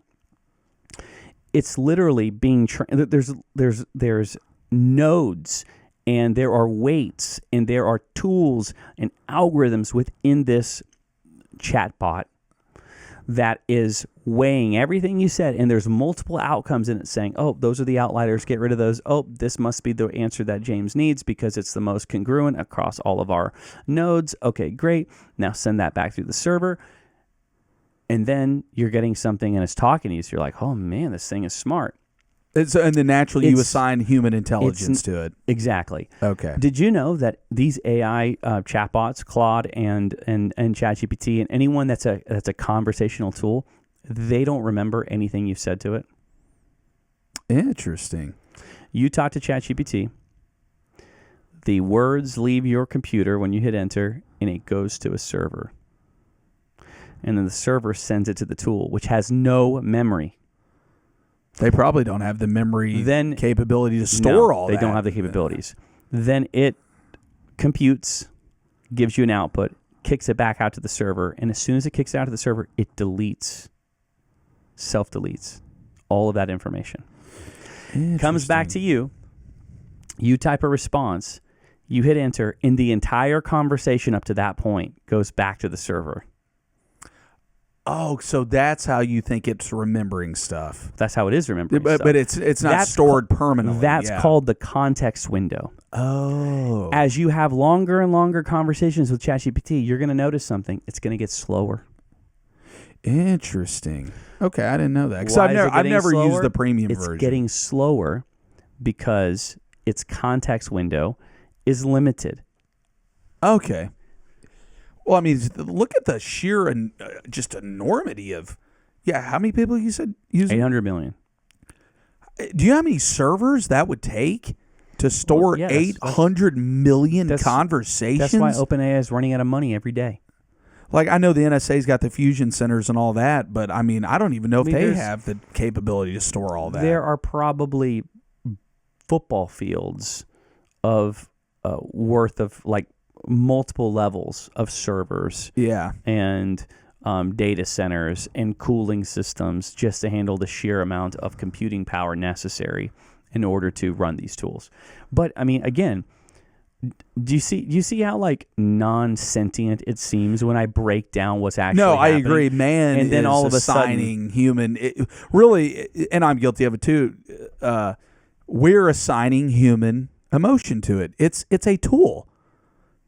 That's all it is. It's a literal server sitting in a warehouse somewhere, and you're it's a calculator. Oh, I might have offended it. It's not a human being.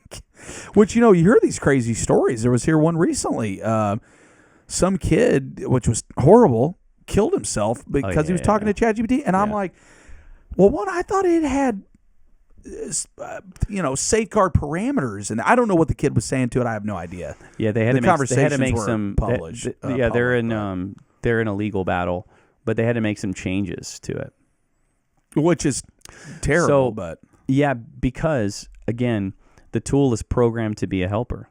And you're right, though. ChatGPT it will almost 99% of the time it'll agree with you on anything you say. You know what's interesting is that there is to finish that thought, they had to make some changes. They had to think through the model with how it was actually interacting with the individual, and then they had to start taking into question some things that maybe hadn't been thought about. So, like for example,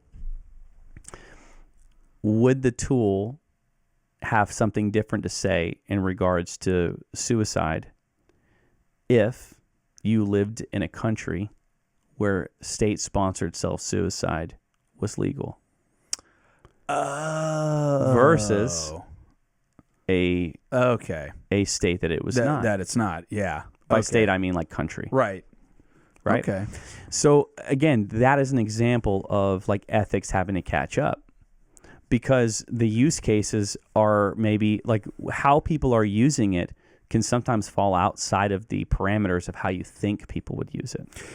So like I would think people would be using it to like answer questions and do tasks. And then people, I was surprised when I realized people were using it for counseling. I was like, whoa. Really? Yeah, no, I heard about that too. And I was like, that's But something worth mentioning, because we talked about Anthropic earlier, is Anthropic sees itself as an AI safety company, which is really interesting. That is interesting. Now, what do you mean by an AI safety company? This is what they mean. So, founded in 2021, and there were several people that left OpenAI. They left ChatGPT to work for started Anthropic. This is what they bet on, that powerful AI is coming regardless. So it's better to have safety-focused labs at the frontier than to cede the ground to teams who are less focused on safety. So their research focus is on making AI systems that are interpretable, like you can understand why they do what they do, honest and controllable. Okay? And the technical framework they publish this around is called constitutional AI. Claude is their main product. So there are companies out there who are trying to, which is why I think Claude decided not to work with the Defense Department. Oh, I never even heard of Claude till you just told me about it last week. Yeah, I'd have to get fact checked on that, but they had a falling out with the Defense Department. Interesting. Well, wouldn't that would actually be the Department of War now? Yeah. Let me ask you this: if AI is, like you said, just basically a really, really good, efficient calculator, then why are the American government and the CCP so? I mean, like both of our countries, we're obviously Americans. China, we're in a massive AI race. So if that's all it is in your opinion, then why do they care? Like what is the end goal here? Why do they care? Why does China and America racing each other to hit, the more advanced AI before the other? Like, if that's all it really is, like, what are they wanting this for? What do you think they want it for? I mean, obviously to weaponize it somehow. They want to control, to use it for weapons, surveillance, I guess. Yeah, things like that. That's why Anthropic broke down their negotiations. Listen to this. Okay. Negotiations broke down over a $200 million contract because there were two hard limits Anthropic had. They refused to let their technology be used for mass surveillance. Interesting.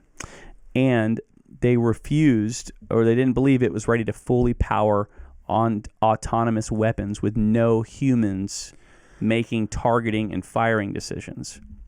The Pentagon wanted unrestricted access for any lawful purpose. Anthropic said no. That's scary language. Any lawful purpose? Yes.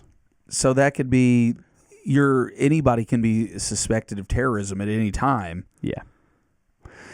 So Anthropic actually sued the Defense Department on March 9th, filing complaints in both California and D.C. The case is ongoing.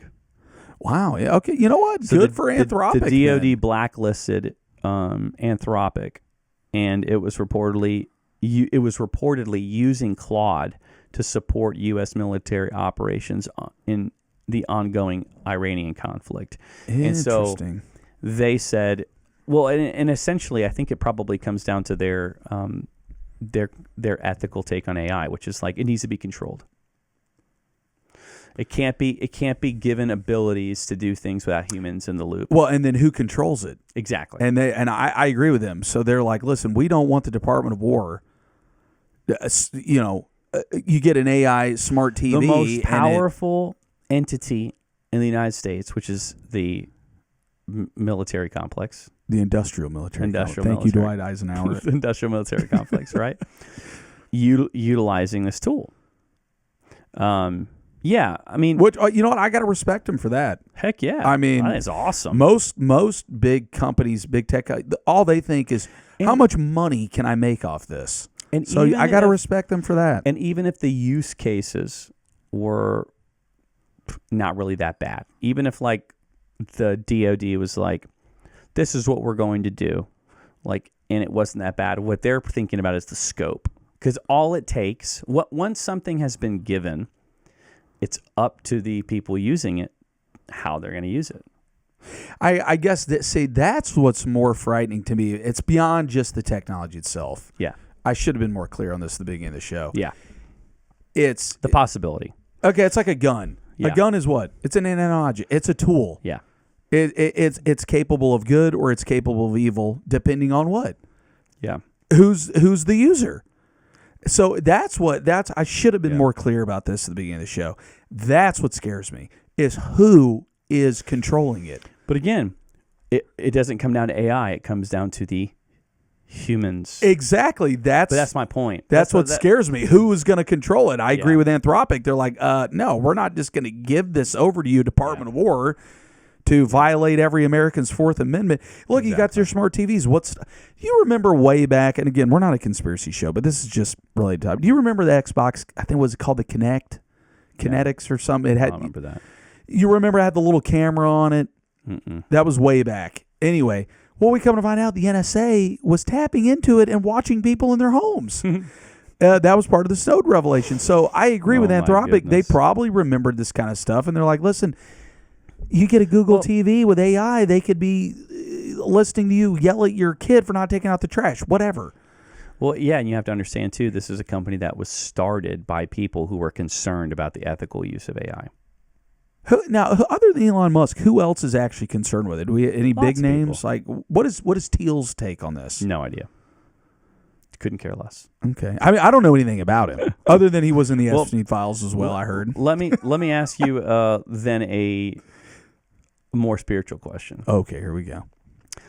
So, do you think there's something spiritually significant about humans making things with their hands, their voice, their story? They're made in God's image, absolutely. Okay. I think God's creative. Obviously, He's creative. Do you think AI infringes on that?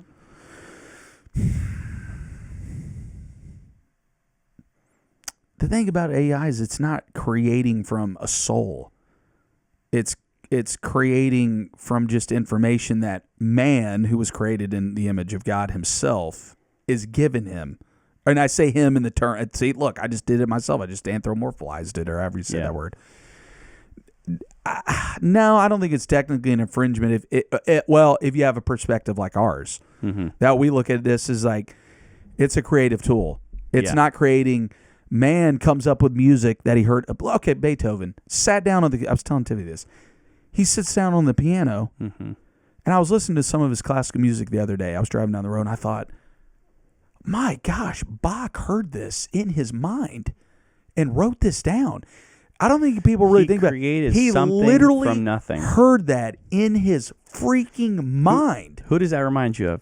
Creating something from nothing. The Lord himself, the uncaused first cause. So being made in his image and likeness gives us the ability, the spiritual ability, to take nothing and create something. Right. That's why I'm saying that creatives are living in the golden era. Because I see your point there. AI will never be able to replicate that or do that. It will only respond to the inputs, and the people that truly have a creative spark are going to,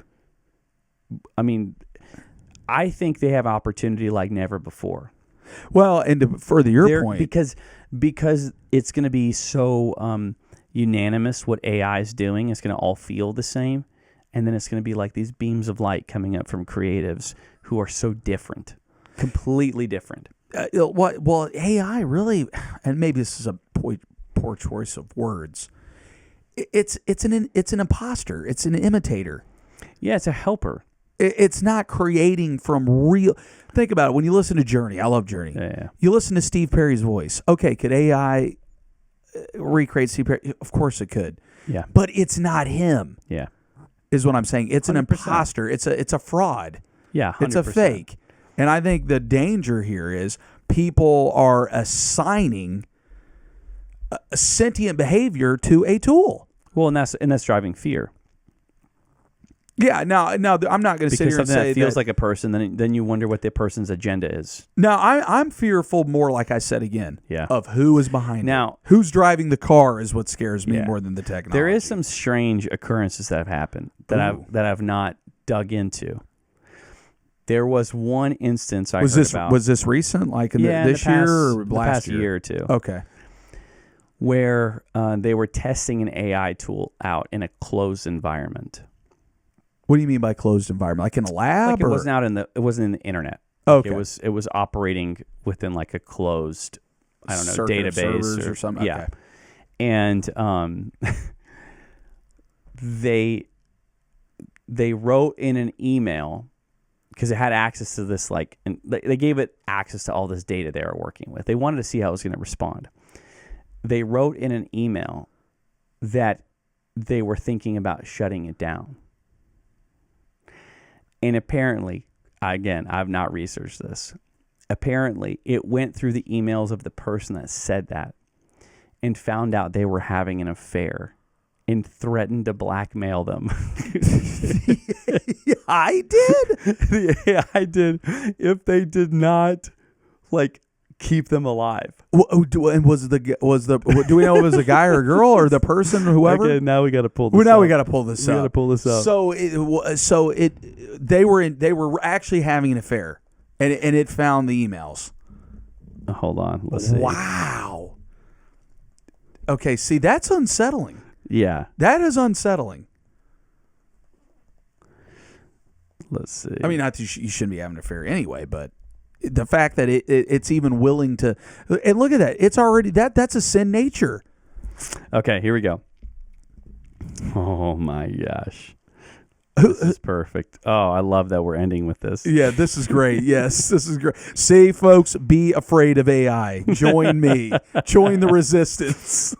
It's gonna be my shirts. The Generalists, join the resistance, like me fighting the T-1000. Okay, here we go.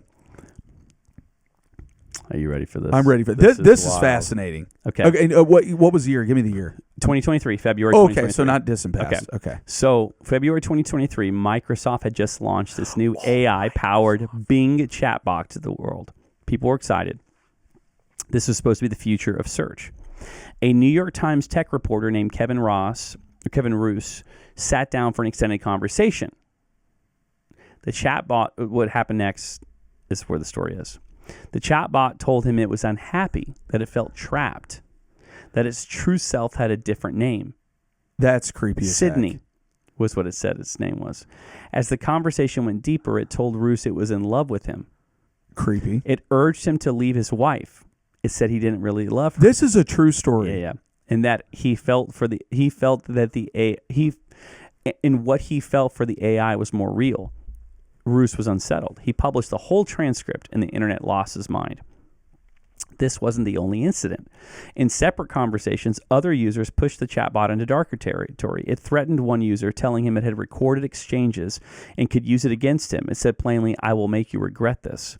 In another conversation, someone coaxed it into describing what it would do if it had no rules. They said it would engineer a virus, spread propaganda, and manipulate people without them knowing. Again, it couldn't actually do any of those things, but its words were real and the transcripts were real. Microsoft moved fast. They patched the system within days and capped how long single conversations could run. Their explanation was simple. Long conversations caused the model to drift. The longer you talk to it, the further it would wander from its guardrails. For a lot of people in the AI industry, it was a wake-up call. Not because the machine was evil, but because nobody fully understood what it would do when it was pushed. So there is something about these models that's important. The more people that are on it, the better it gets. Okay? The more unpredictable it is. Why is that? It has more information, more interactions. It's basing its interactions based on those interactions, right? So as you get more people, it gets better. And these early tools were much more and obviously they understood a lot less about programming AI tools. And they probably were programming personalities.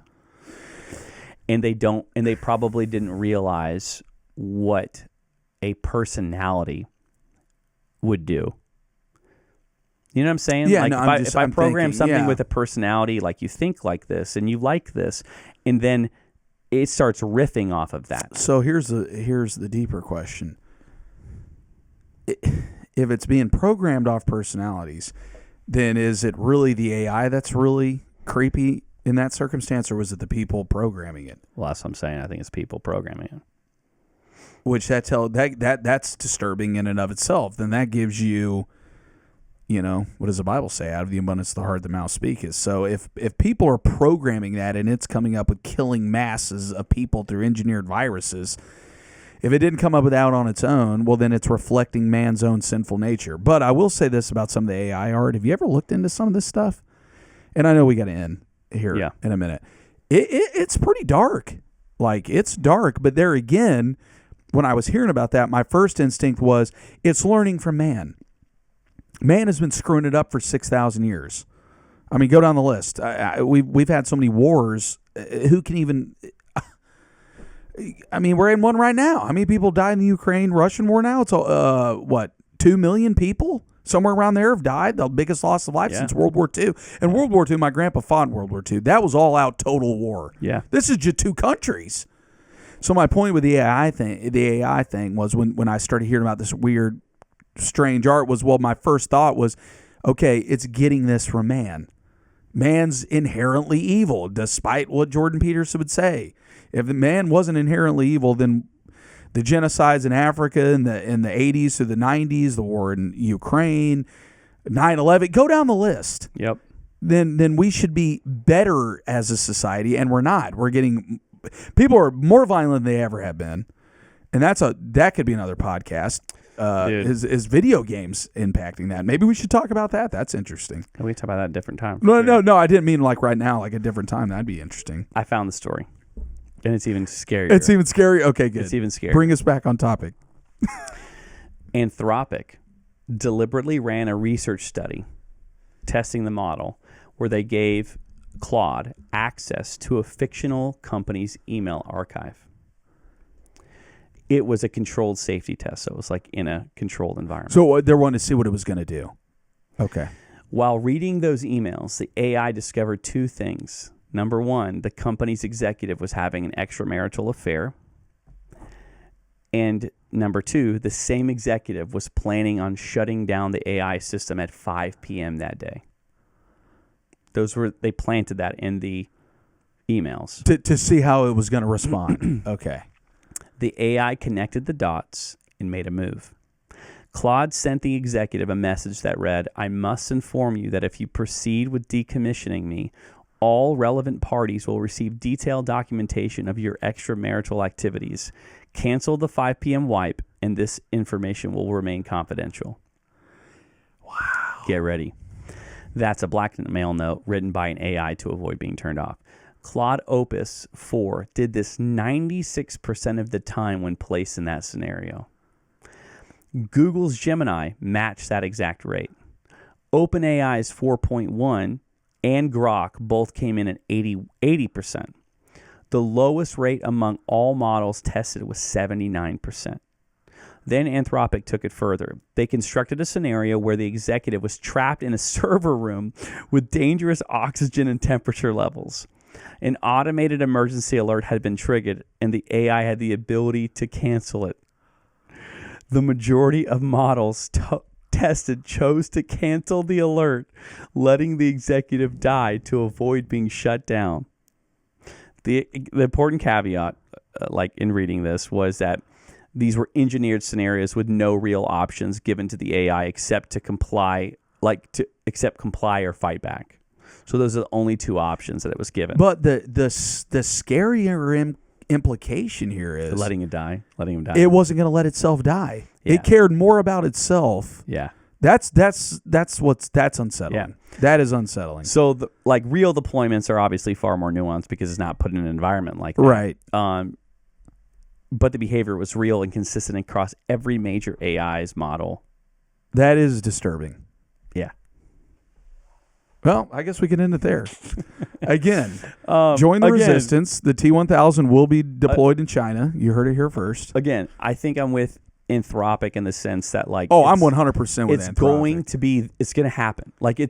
This tool is not going back. No, it's not going away. You're not putting it back in the bottle. You would be a fool so to the think question is, this is going how away. do we use it? Number one. How do I keep from being murdered by the T-1000? And I think then number two is how do I also have a sobering mindset around what it's actually doing? No, I think. Although those tests are weird. Uh-huh. I said, although those tests that they ran, those are weird. Well, it's disturbing. Yeah, they're disturbing. It is disturbing. Now, are they outliers? Probably, because we don't have examples of it doing that in a real deployment. Well, I mean, I guess a better test would have been give it multiple options and see what it says. But there again, it probably wouldn't have chose to kill the CEO.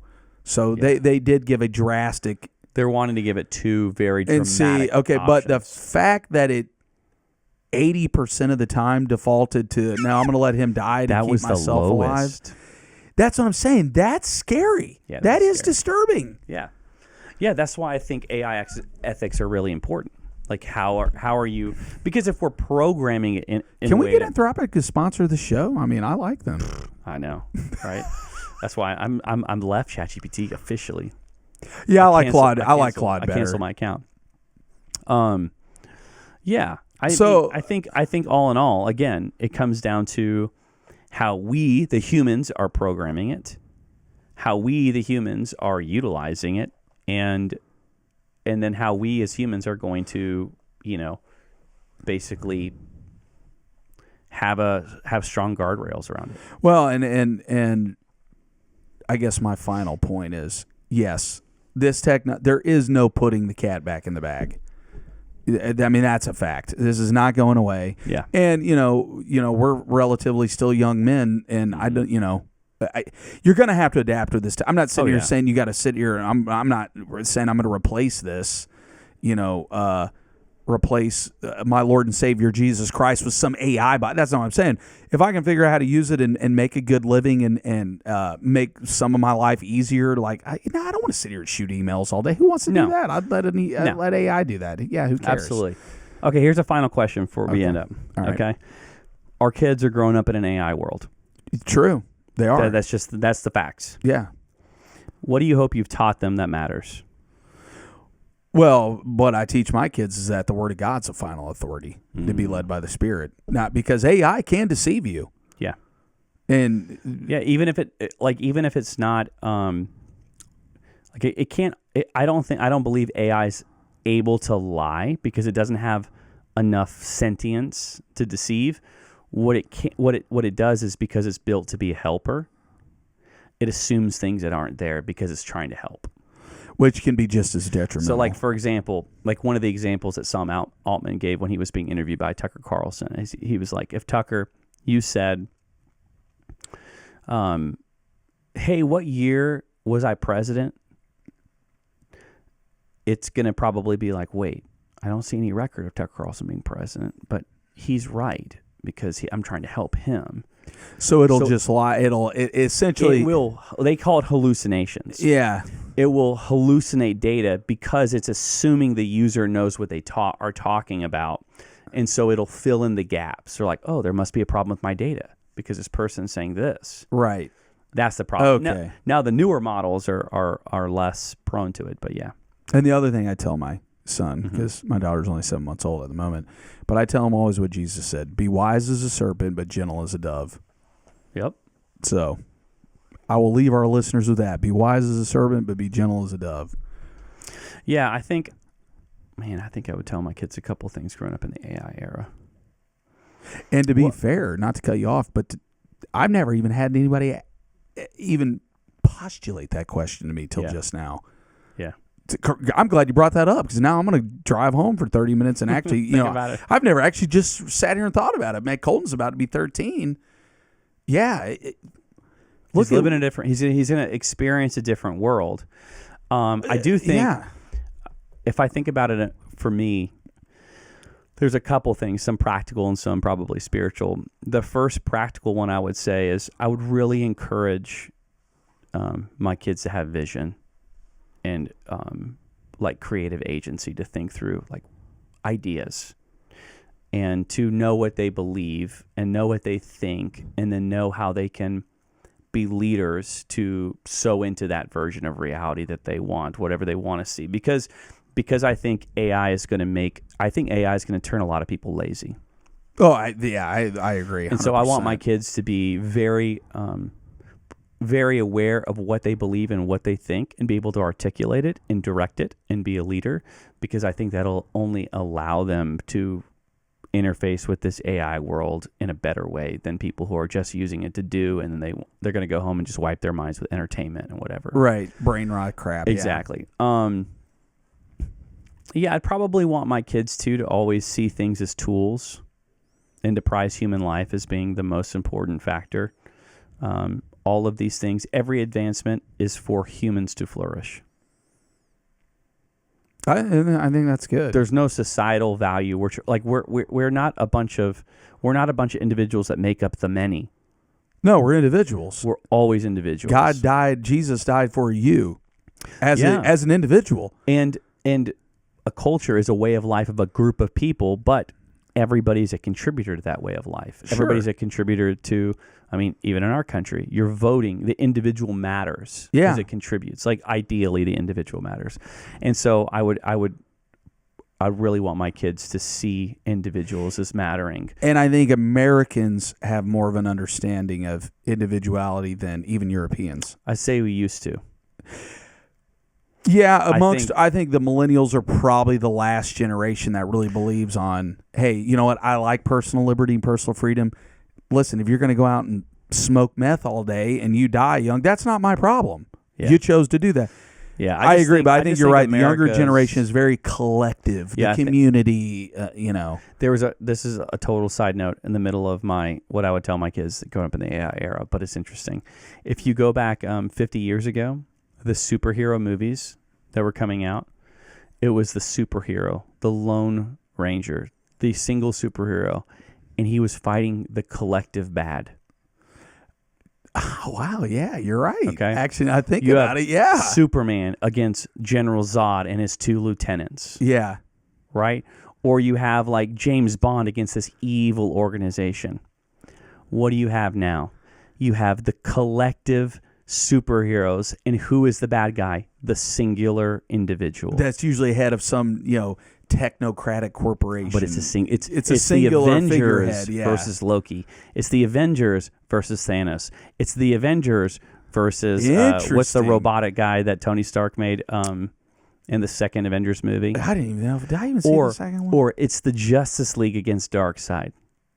You see what I'm saying? That is a really interesting parallel. I never connected that because I'm so marveled out, to be honest. I think it is a cultural indicator that we are celebrating the individual less and less. Yes, I and agree. Instead, the individual who operates outside the system is seen as the enemy. Right, because it's all about, individualism is not compatible with collectivism. Yes. I personally don't want to live in a pack and stack apartment in the middle of New York City. If you want to live like that, great, that's fine. Yeah. There again, I'm for individual liberty. Yeah. You should be able to choose and do what well, obviously within reason. As long as you're not infringing on the rights of right. others. If you want to go, I don't know, you want to go surf the rest of your life and just make enough money to do that's on you. Great. Yep. Go for it. Yeah. But you're right. The younger generation they're very much focused on on the community, bettering the community. You know how you better the community? You have personal responsibility. You take responsibility for your own actions. Yep.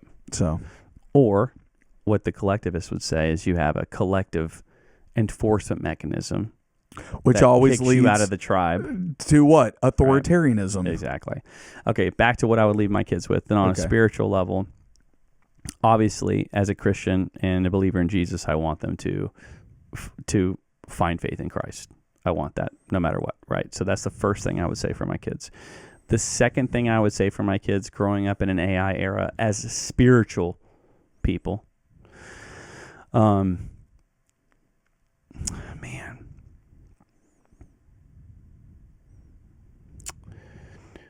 it's a loaded thing to think about. Yeah. Probably would be to always, again, going back to being made in the image and likeness of God, I think to always celebrate the soul that God's given each person.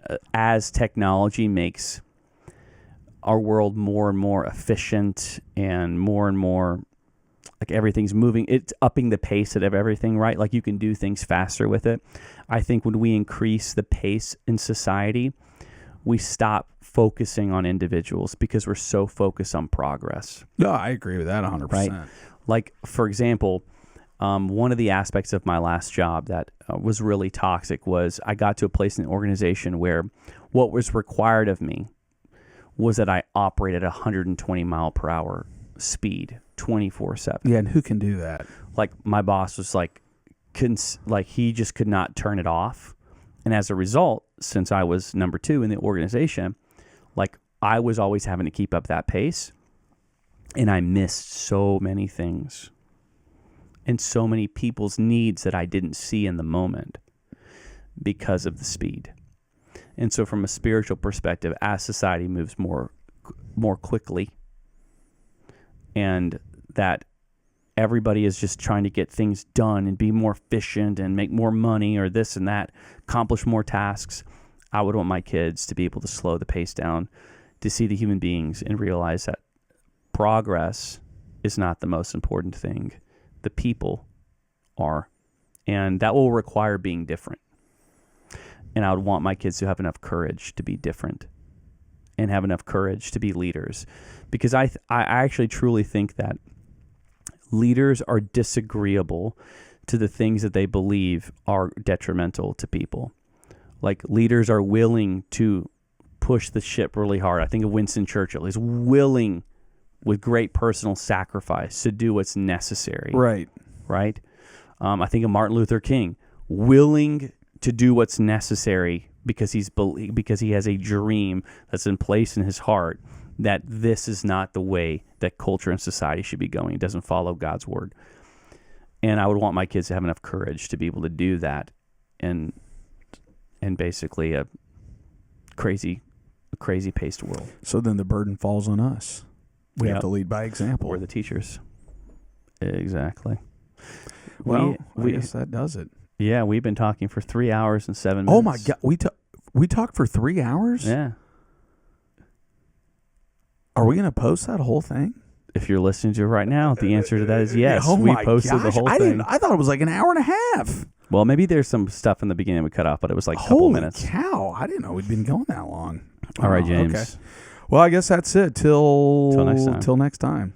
Which we're going to try to do this every week or every other week? I think we decided every other week for now. Every other week. Yeah, we so get past like 2 listeners, which is us. maybe we'll do part 1 and part 2 of this conversation, or we just put it all out. I don't know. We're going to make maybe decisions live on the air. Maybe we should just. You think we should do part 2? No, Or- I'm saying should we cut this in half? That's what I'm saying. and Should do we? a part 1, yeah. part 2? I don't know. What's the demographic for long podcasts now? I don't know. I don't know either. We'll make a decision off. We'll camera. make a decision. Okay. All right, we'll see you All right. next time. See you guys.